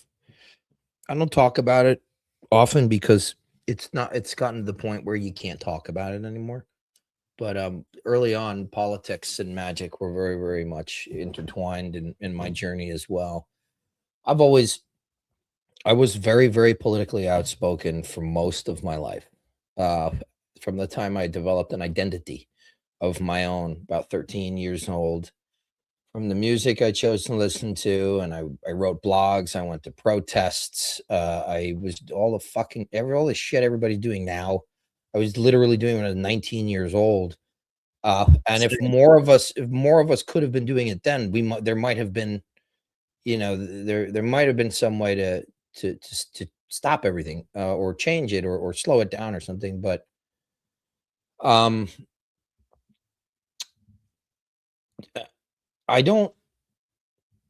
can't really talk very much about my own political views now, because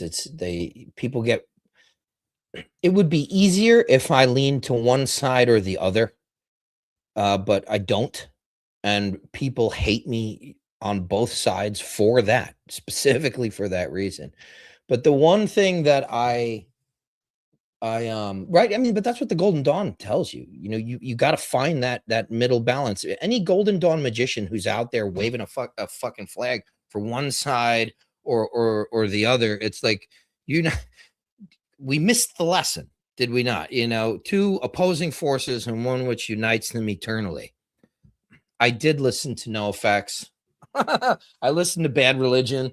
I listened to Black Flag, all that kind of stuff. Anyway,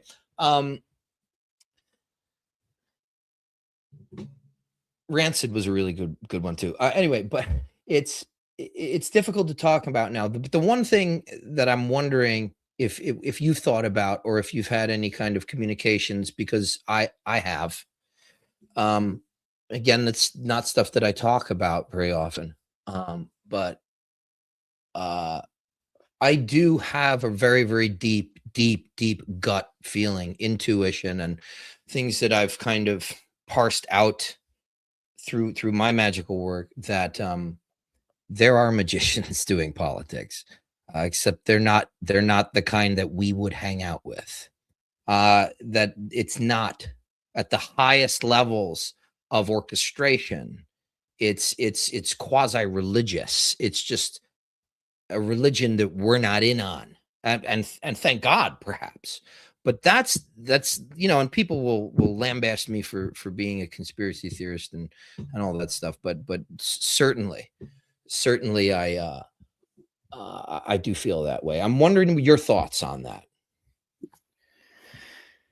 Yeah, well, there's a couple of different, very different types of example that I can think of for that. One is, of course, the amateur witch who curses Donald Trump, and the Etsy witches that were cursing Charlie Kirk and that sort of thing. The kind of cringy, what I consider to be quite cringy, and dark magic applied to politics. But it doesn't seem to be working in the case of Trump. So, maybe they're just not very good witches. But I do think in terms of like actual society and stuff, and the upper echelons of power, yeah, I mean, there probably is this element to it, of magical advisors and things like that. I mean, Trump himself, it's not strictly like esoteric magic, but he's into some kind of power of positive thinking type of stuff, and he's got some kind of spiritual advisor that's into that stuff. So, I mean, that could be like a modern, watered down manifestation of what you're talking about, perhaps. But the way that he makes his decisions on the world stage is very much like bluffing something and then manifesting reality and changing reality with the bluff. So, yeah, but yeah, I mean, there's definitely been regimes that have more of an occult inner circle than others, such as that of a particular mustachioed man from Germany that will probably get the video demoted if we mention his name. But yeah, it'd be very interesting to be a fly on that wall. But I do think that, yeah, world leaders have got magical protections, and there's probably some kind of underbelly there. I haven't tried to look at it specifically, although I will say that when I worked with the part of the Earth recently, which was roughly where Tehran is, I did feel like a jinn manifested itself to kind of protect that regime. So how that was put in place, I don't know, but yeah, that's what I'll say on that. Thanks. Should we do it? All right. Oh my God, what is happening? Dr. Litwa, did you just crash our podcast? Hello. Crashing the show Yes, good to is see you folks. Wow. Dr. M. David nice Litwa. lineup. What Good a to see you very too. nice lineup. Well, What an honor to be here. Wow. Thanks for You joining. guys have such rich conversations. Thanks for the invitation. Good to see you folks. Yeah, likewise. Well, it's the various Hermetic traditions joined together here. It's, I mean, three of us are Golden Dawn types, but Eleftheria comes out of the Crowley Thelema tradition. But what's really cool about the four of us is it shows whether you're starting your journey or a long way down the path, or from a slightly different tradition, you know, there is this Hermetic bond which holds us all together. It's why Skye here, I think, just chose to call it a Hermetic Roundtable when he started this thing off with for us at the beginning of the year. And thank you, Skye, for doing that. It's been a beautiful monthly thing to have in all of our lives.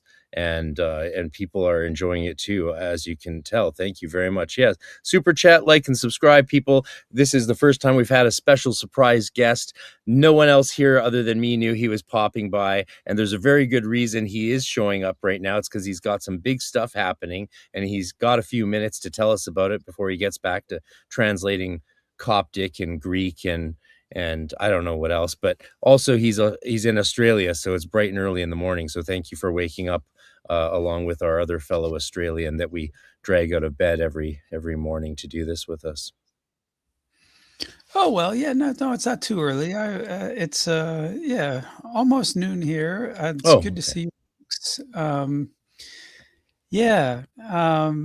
Well, listen, I think, you know, Before you announced, share your... Sorry, go ahead. Well, I have a clip for you. I've been working on this little promo video for you. It's not quite done. I need to redo the voiceover. I'm going to do original music, but it's looking pretty good. And I've got a clip to show you that leads into your exciting announcement that you're going to share with people, which is the reason for having you on here today, because you've got a big announcement with your book, The Definitive Hermetica, and then you've got another announcement which no one even really knows about yet. So yeah, without further ado, here's what I've got for you. And then, yeah, we'd all love to hear about what you're going to be doing this spring and summer for us crazy Hermeticists. The Hermetic Bible has finally arrived. After publishing Hermetica 2 for Cambridge Press, Dr. M. David Litwa, Ph.D., published Post-Human Transformation in Ancient Mediterranean Thought, Desiring Divinity, and 1 or 2 other dozen major works. From early Christian studies to Gnosticism and the Hermetica, Dr. Litwa also teaches and translates Ancient Greek and Coptic. If you want to study more with him, join his Gnosis Academy, which meets monthly, and also you get to enjoy and participate in his many online recorded courses, getting a new one each month that you are a member. As a member myself, I can tell you these are well worth your while, and you get to explore and study with other like-minded people, scholars, and teachers themselves in many cases. Join the Gnosis Academy and get access to all of Dr. Litwa's work today, including an introductory course on the Hermetica, which follows the translation of the Stobaean fragments in Hermetica 2.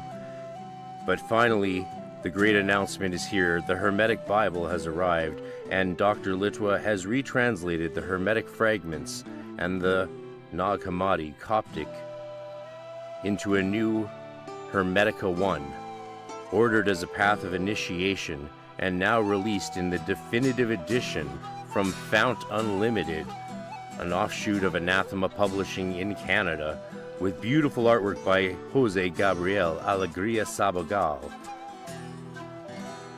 Explore Hermetica and the Way of Hermes by pre-ordering the limited edition hardcover today, which ships out this spring. The unlimited paperback will also be available, as well as the deluxe version, which is already sold out. Explore the Way of Hermes with Dr. M. David Litwa, and stay tuned for more exciting announcements from Fount Unlimited, Anathema Publishing, and the Gnosis Academy.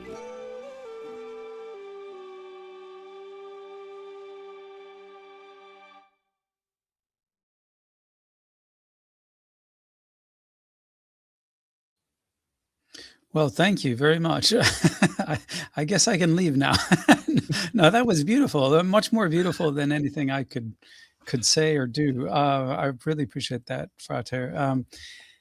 Actually, I owe a thanks to Gabriel because he just sent me the paperback. Oh my God. So it's not coming out too well, but there's Hermes. It's just like the proofs edition, but it's looking good. It really is. And that deluxe, wow. I'm really mouth-watering that myself. I mean, I interestingly, in the deluxe version, so you'll get a page in there with my signature on it, and I must have signed about, I don't know what it was, almost 200 of them. I'm not sure how much Gabriel had for sale, but at any rate, so that's all in the works, and yeah, very excited.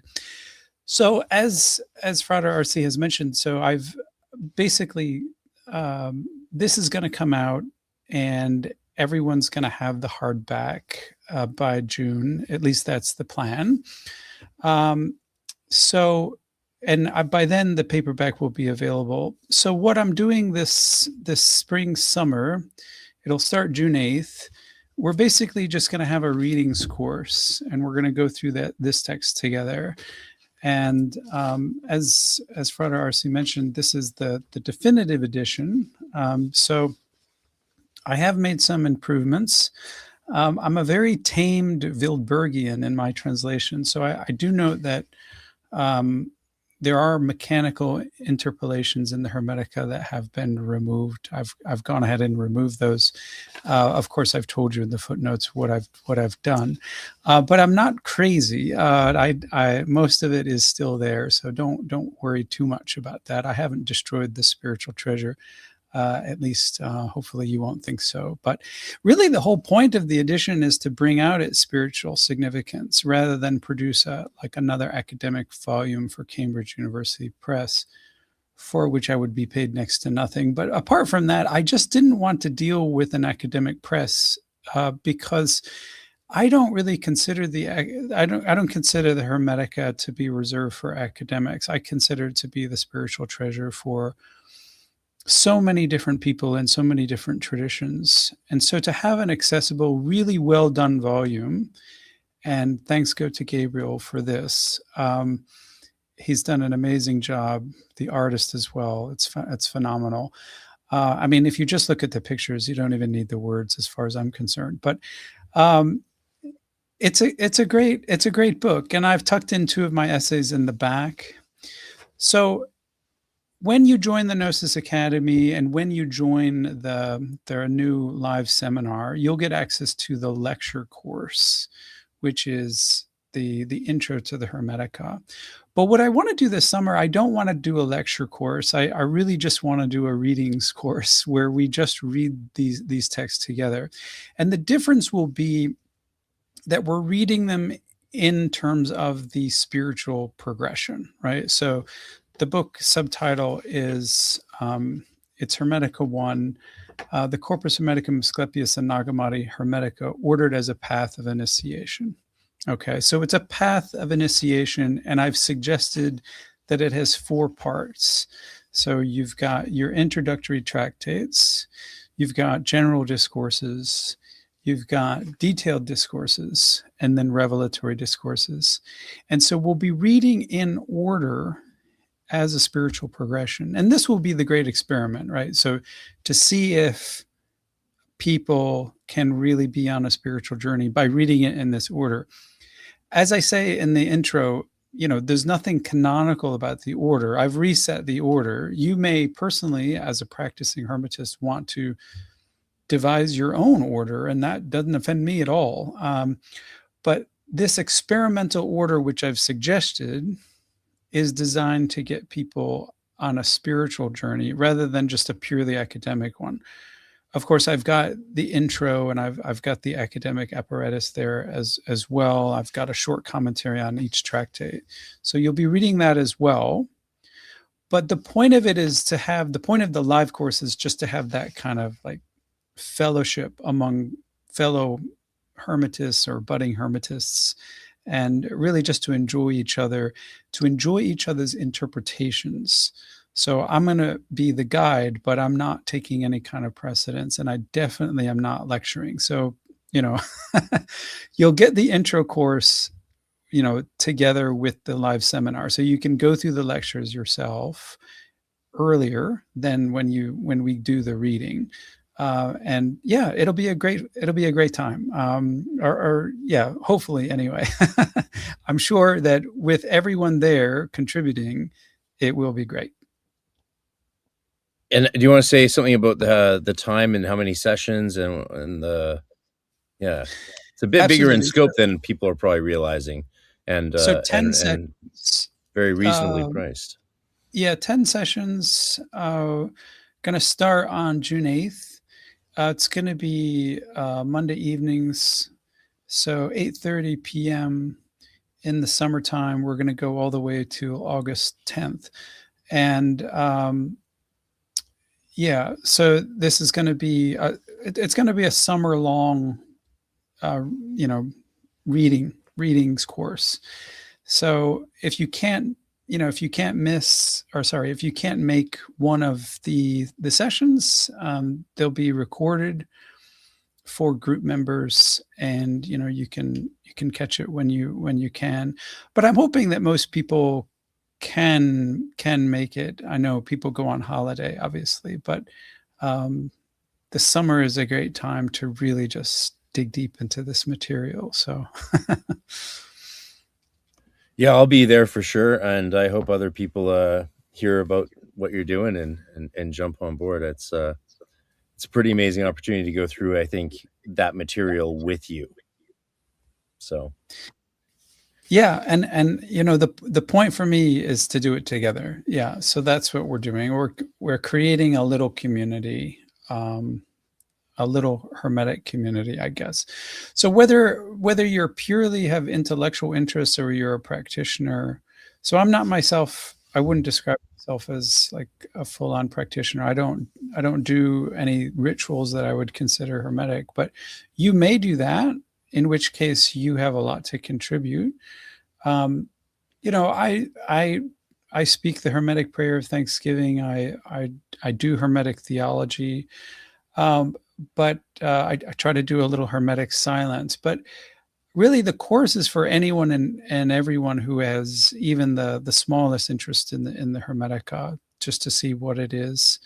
And yeah, I'm hoping that people will benefit intellectually and spiritually. Sounds fantastic. Yeah, and you and I are going to be talking pretty soon, aren't we? Next month, right? Yes, thank you, Ike. Yes, so May 3rd, mark your calendars. I think that's what we said. Yep, we'll get into the weeds a little bit more. Oh yeah. I mean, I've read your work. I absolutely love what you did with the ordering, and I thought that was really a brilliant innovation of sequencing. Especially, I'm much more of a practitioner, so that stuff's useful. Actually, Skye, who had to run, he let us know earlier he had to jump off. He actually gifted me. He's like, oh, you should check out the Scholar, and it was well worth it. So I'm excited. I'm really happy that you're here. RC didn't tell us anything. I just saw like David Litwa has entered this a backstage or the studio. I'm like, wait, what? what's going on here? So really, really lovely to have you on, and I'm looking forward to us chatting in a couple weeks. Most definitely, yes. Looking forward to it. Yes, it's April Fool's month. Yes. How are you finding Australia? Sorry? How are you finding Australia? The difference Oh my in goodness, it's the seasons and best everything place else? on earth. Yeah. Don't tell anyone about it. I want this continent not to be more than, 26, 27 million. I mean, it's just a great place to be. Wow. Living in America, people were always telling me there's no greater place than America. And then they had to pay for their own health insurance and they had no working trains. And yeah, honestly, and there was freezing for half the year, so like, anyway, I can't say enough good things about Australia. Sane government too. I mean, has its issues, but not effing crazy. Yeah. Well, yeah, Enjoying it. I hope you enjoy your stay here. Thank you very much. Yes. Well, you've Most been there a definitely. while, haven't you? How long have you It's been my in Australia? eighth year. Yeah, I tried to move back to the States and realized what a big mistake that was. Yeah, the government wouldn't give my wife a visa anyway, so that didn't work out.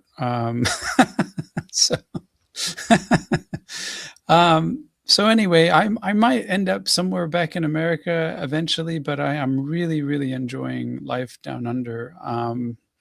So yeah, come visit. And any of you folks, well, anyone listening, it's a great time. It's a great place. Yeah, I've got family there. I've had family there.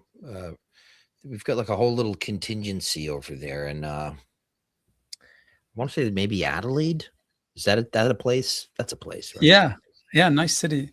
Lots of Greeks here in Melbourne. People of Greek and Italian heritage. That's me. Yeah, Me too. We're big on Greek culture. Got lots of Hellenic centers here. It's the Greeks knew, what was like closest to the Mediterranean climate, and yeah, they struck gold here. Wow, I didn't realize that. I didn't realize that about Australia. Yeah, very Mediterranean in climate and in culture, more European. We've got walkable cafes and just cities that are, I think, more European than American. Somewhere in the middle, but more Europe than America. Yeah. We don't have to drive like 10 miles to get to the Starbucks or to the Target or whatever it is that Americans do. I guess the Walmart. Yeah, and I used to live in New York City where everything was kind of walkable, and you being on the train, you might get killed, but you could take the train. There might be pee on the curb, but that's okay. Definitely pee on the curb. Now I live in North Carolina, and now that the gas prices are so high, like I don't even want to go to the grocery store because it's like 15 miles from my house. Yeah. So yeah, it's a pain in the neck that you don't really realize until you go other places. I think a lot of the times, pros and cons for having space, but I'd like to visit Australia. My only reservation all these years, and it's totally a personal thing. I hate flying. I don't let it stop me. I fly like twice a month. I fly twice a month, but I'm thinking of it like I'm pretty sure it's like a 24-hour plane ride. I don't know if I can handle that. 15 over the Pacific. Yeah. And just the technique you use is you get a good sleeping pill. So you knock yourself out and then you wake up and you're basically there. Yeah. If you can do that, you'll be fine. Yeah, well, I might come visit you. We'll see. Excellent. Now I've got friends. I've got friends. Yeah, I've got Eleftheria. Yeah, I don't have anyone who doesn't like it. I have never met anyone who disliked Australia. I'm sure they're out there, but I might not be able to handle the spiders and the creepy crawlies and all that. It's true. That's what everyone says. I've never seen them. I don't know. Oh well, you have to- well, I was hoping to hear that, but then Eleftheria last time was like, I got to go deal with these nasty spiders that are everywhere, and I was like, oh my god, it's worse than I imagined, and you know, I was So- like, maybe I crossed that off my bucket list early.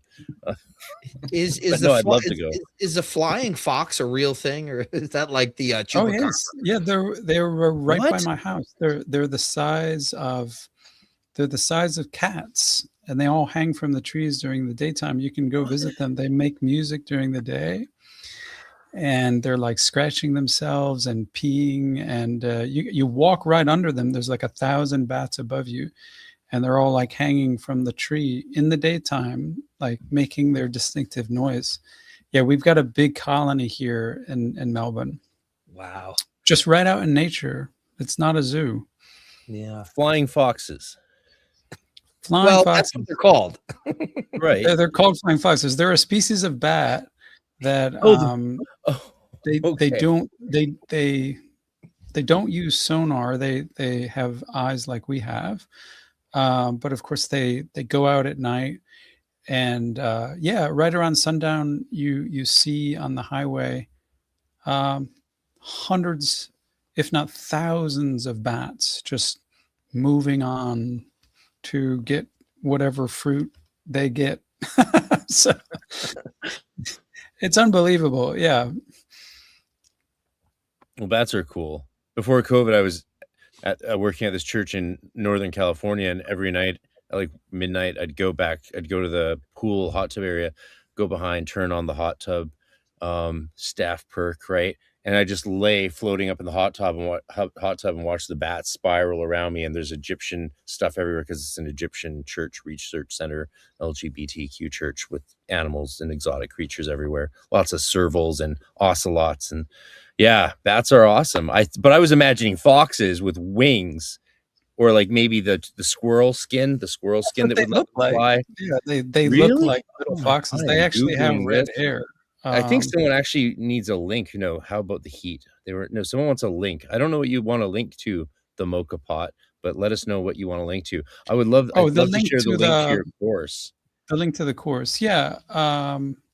Let me do that. I'll put it in the private Put it chat. in the private chat, and I'll yeah. The heat is very bearable. In fact, it's quite cool where I am in Melbourne. Of course, I don't know where Frater Eleftheria is, but obviously if you're in Queensland, it's hot. Yeah. Most of the year. Yeah, I'm in Perth, so Yeah. the heat over here in summer is infernal. It's like you could literally crack an egg on the bonnet of a car and it would fry. So if you don't like desert climate, then perhaps anyone who's thinking of going there, go over east instead. But yeah, I mean, have you thought about coming here permanently and living here? Is that kind of the plan, or? My kids are here, so I'm kind of stuck. So I mean, I'm not going anywhere, at least for the next 10 years. So unless unless their mother lets me take them, but that ain't gonna happen. So please stay there. The more people I have to visit, the better. Because if you're going to go all that way, you want to have a bunch of people to hang out with, and not that you're all close together. It's a pretty big place, I hear. How close are the cities you two live in? Are they like crazy? Two ends of the world. It's like a 5-hour, no, probably like a 6-hour flight from Melbourne to Perth, wow. I guess. Wow. Yeah. Man. Wow. But again, you just adapt to it. I'm only in Melbourne. I'm only an hour and a half flight from Sydney, 2-hour flight from Brisbane, which is the big city in Queensland. So if you're on the East Coast, you're fairly close. You can drive. I can drive to Sydney, 11 or 12 hours. Thinking about doing that on a motorbike at some point. Nice. So it's doable. You're a biker? Are you a biker? I just got my license. Actually, I just got my license. So Hardcore. yeah, got my first motorbike. Really proud of that. It is a scary machine when you get on that for the first time and you're like going like 60 miles an hour down the road. You're like, whoa, I've never felt wind like this. You know, it's like, but yeah, it's fun. It's fun. And on Australia, yeah, you can ride all year round. I ride my push bike all year round, but yeah, I got the real bike. So here we go. Amazing. Dana Drell is in the chat. He says, "R.I.P. Dr. Litwa." Dana Drell. Do you know Dana Drell, David? I wear a helmet. I mean, do you know who Dana Drell is? He's a Canadian. He's a Canadian treasure. He's a national Canadian treasure, and we're short on many of them these days. By the way, people, that QR code is the link to Dr. Litwa's Hermetica course. This cool technology lets us just make QR codes. But so Modern Hermeticist, huge YouTube channel. He's the only reason I probably can't say I'm the biggest occult podcast in Canada, because I think he kind of qualifies. Dan Drell, I mean, Dan, you and I have never talked, of course, so let me just say things about you despite not knowing you personally. He's I guess it's safe to say he comes from a practical background, similar sort of Once Upon a Time, maybe a little GD influence. I don't want to speak out of school, but he really took to Hermeticism and went and got his PhD and has been translating Ficino's De Christiana, which gives sheds a whole new light on Ficino. And Dan, I just got this. I found one. 15 years it took me to find this book. Hardest book to find. And I'd love to talk to you about it, Dr. Drell. So he's an amazing scholar in Renaissance Hermeticism, and you two should definitely be talking. So yeah, thanks for stopping by, Dan. Shout out to Canada. Absolutely. Hey. Yeah, he's been in this game way before it was cool. I remember just there being nothing on the internet for magic, specifically like ceremonial stuff and all this kind of stuff. And when I found the Modern Hermeticist and I heard him talking about the degree he was getting, I'm like, I didn't even know you could get degrees in that stuff. You know, so really broke the whole thing wide open for me. So it's just I kind of feel I fanboy out, you know, that like this guy's watching, you know, my dumb ass sitting here on a podcast. Yeah. But so thanks for being here, both of you. Litwa and Dr. Litwa and Dr. Drell. Yeah, it's I mean, we should have Dan Drell. You should surprise us sometime. Surprise us. Yeah, he can tell us about the first time he listened to this podcast, because he had like a I think he had like an out-of-body experience or something. Oh, really? Yeah. Yeah, he does a lot of, David, he does a lot of readings. He's got a really lovely reading voice, and does a lot of full-length readings of ancient texts, which, you know, is right up your alley. So you can go to bed listening to Porphyry and stuff and get fully consumed. There's an ASMR quality to it. Yeah, as if you need more of this, but why not? How do I share my screen real quick? Can you instruct me on this? You go down, the down middle button with the screen with a plus on it.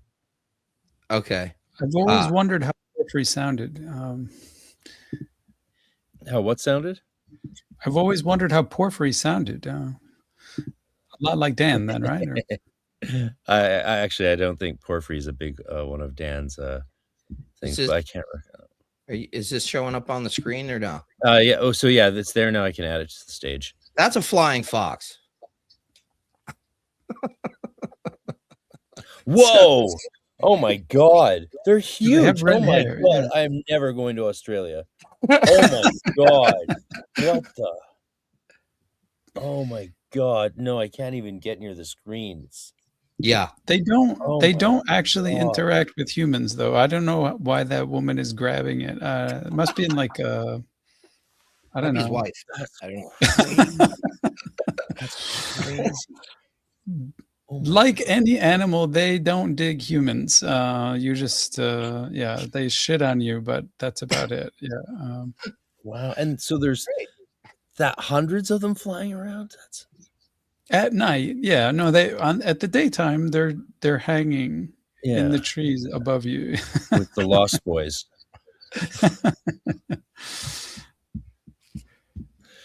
Well, thanks for stopping by. This has been a real treat. I know Skye is really sad he couldn't stick around. Yeah, thank you guys. Keep up the good work. Thank you for letting me pop in. Really appreciate it. Really appreciate the work all you were doing. You know, keep doing what you're doing, and yeah, looking forward to seeing you folks in the future sometime. We have maybe one comment for you.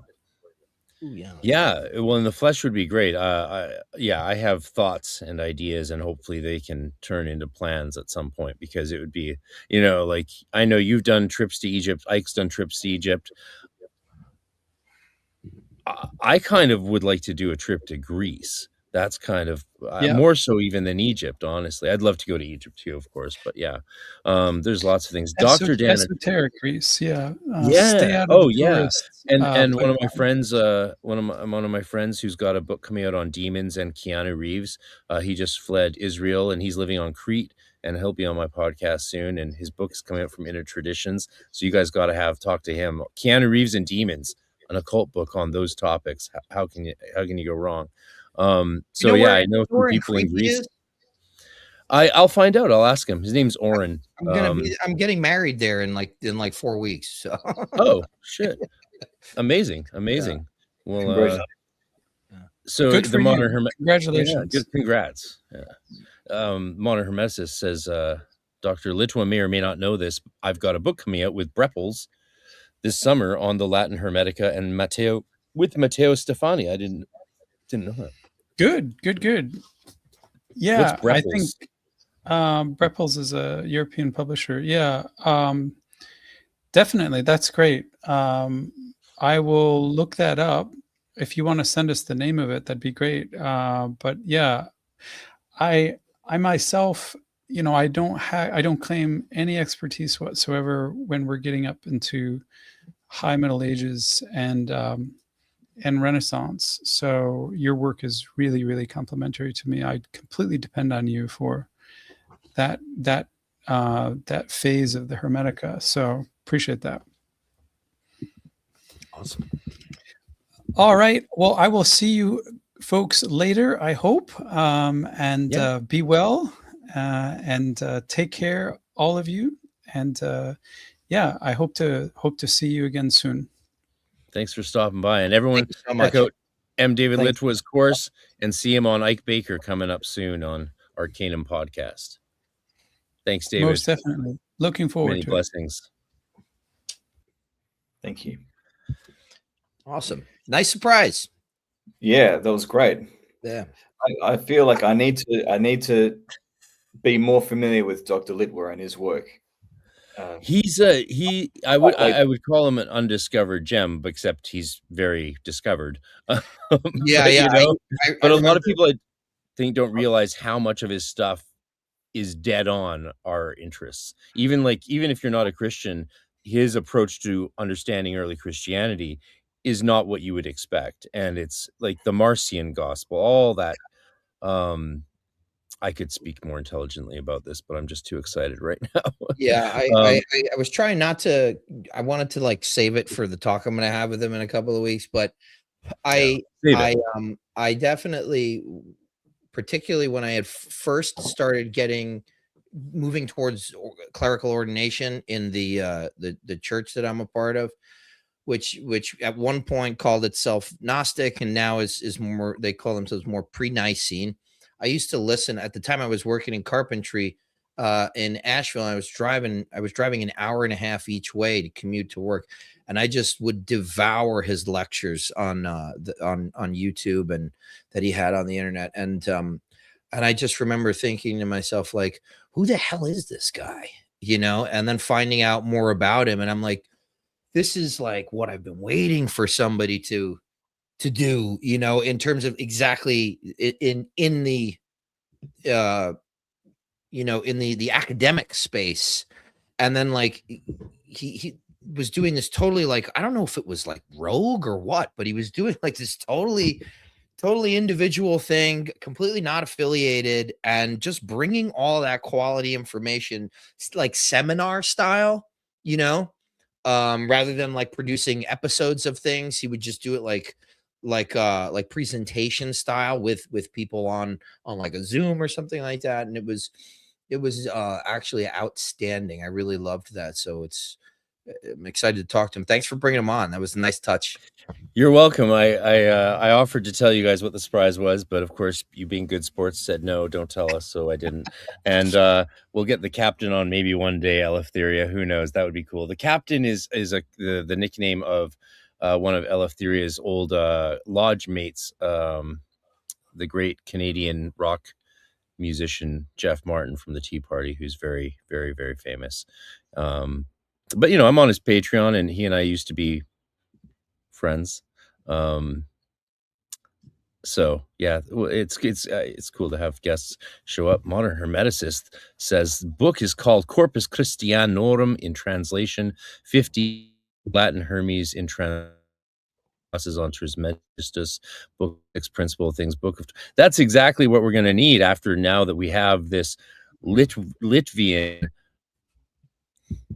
access into the spiritual journey of the Hermetica. What we're going to need after is then some more meat to sink our teeth into, kind of like how I think Gal Sofer's work really is. After Skinner's dissertation, like, the question is, okay, well, now what? So there's this magical tradition that goes back, that is identifiable in the Eugromantea and the Testament of Solomon and other works, but what next? Well, this is what's next. So maybe Dan, Dr. Atrell there, you've created the next step after Litwa's Hermetica for all of us, you know, people to initiates of the way of Hermes to pursue. And that's very cool. You know, another thing Dr. Litwa used to do, he did something really cool that has influenced, you know, would have been very useful for me and for a lot of the seminarians I've worked with and clergy I've worked with. He used to be part of the editing team that would compile every month or so the commentaries on the different parts of the New Testament and Bible, and put them into a pamphlets and a research base, so that preachers could then access the up-to-date scholarship, the biblical text they're preaching on. So like, that's a tremendously detailed work, kind of work that he did, even in the gospel interpretations, but also his work on like the divinity of Christ, the Marcion gospel, and all his work on Gnostics, the Nascenes. He has a whole book on the Nascenes. He has a whole book on Simon Magus. I have his book on Simon Magus. And he's trying to re-release some of his work in more affordable manners, because a lot of the books are academic published. That's what I bought, of course, not knowing he was going to make them more affordable as he could in course form and in independently published form, but he has. And so his works become extremely accessible. And there's an amazing book. Once you do Dr. Litwa's Hermetica, there's an amazing little book he did called what's the title again?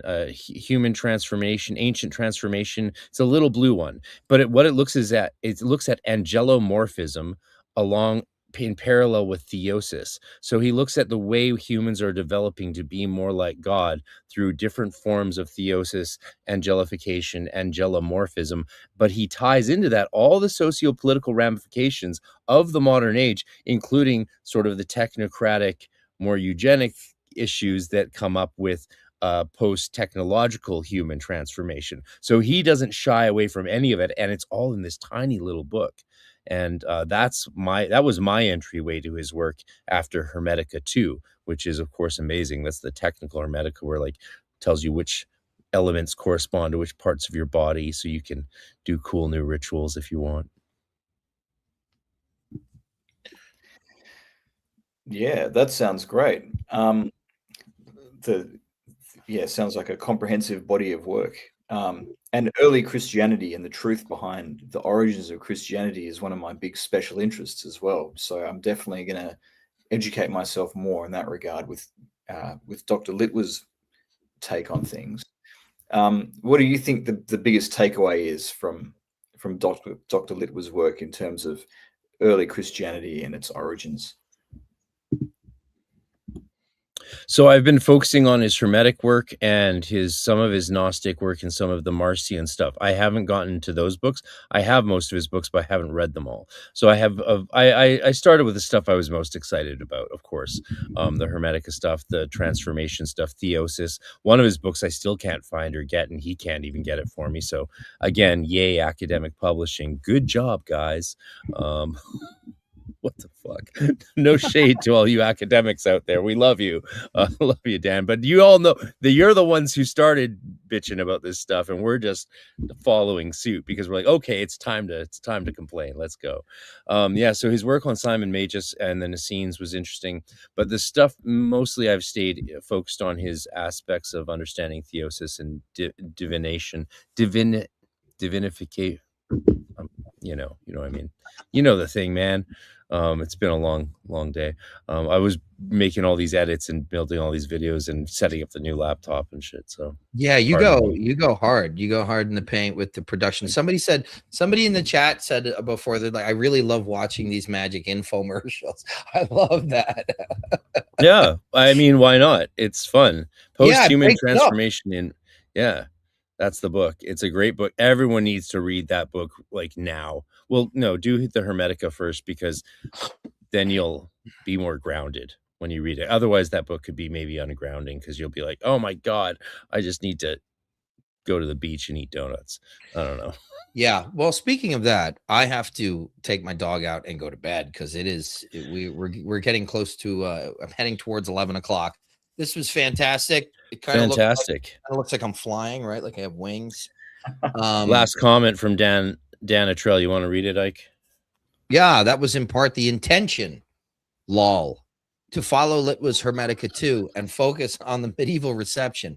Project's been in the works for half a decade now. That doesn't surprise me. That doesn't surprise me. Fantastic. I'm really glad you're here in the chat with us, Dan. You should come on this show eventually if you want. If you got time. I know you got dad duties and things like that, but come on. Gentlemen, I have a deep love and affection and respect for you both, and take care. Cheerio, everybody. Thanks. It's been a great night. We'll be back next month for much more fun and games. And we will leave you, of course, with this one little thing that we're all a part of. So check this out. The Arcane Research Society returns to bring esoteric scholarship and practice in 2026 with 2 major events held in Austin, Texas. Register for an annual membership and attend online or in person all of our annual events, including June 13th, our spring workshop, and November 6th through 8th, EnokiaCon, our full esotericism conference. The ARS Spring Workshop features 3 workshops led by Jason Louv, Craig Williams, and Frater RC. Spend a whole day in downtown Austin, Texas, enjoying these hands-on deep dives with experts in their fields. Register today for all live events included with ARS annual membership, Spring Workshop, and EnokiaCon, which features too many amazing presenters to name. Sign up today at arcaneresearchsociety.com. Slanchawa, EOI, thanks for being here, everybody. L. Thank you. All right. See you later, everyone. Wouldn't it be fun if we just kept talking for like 6 hours? Okay, good night. Have a good day, brother. Peace. You too.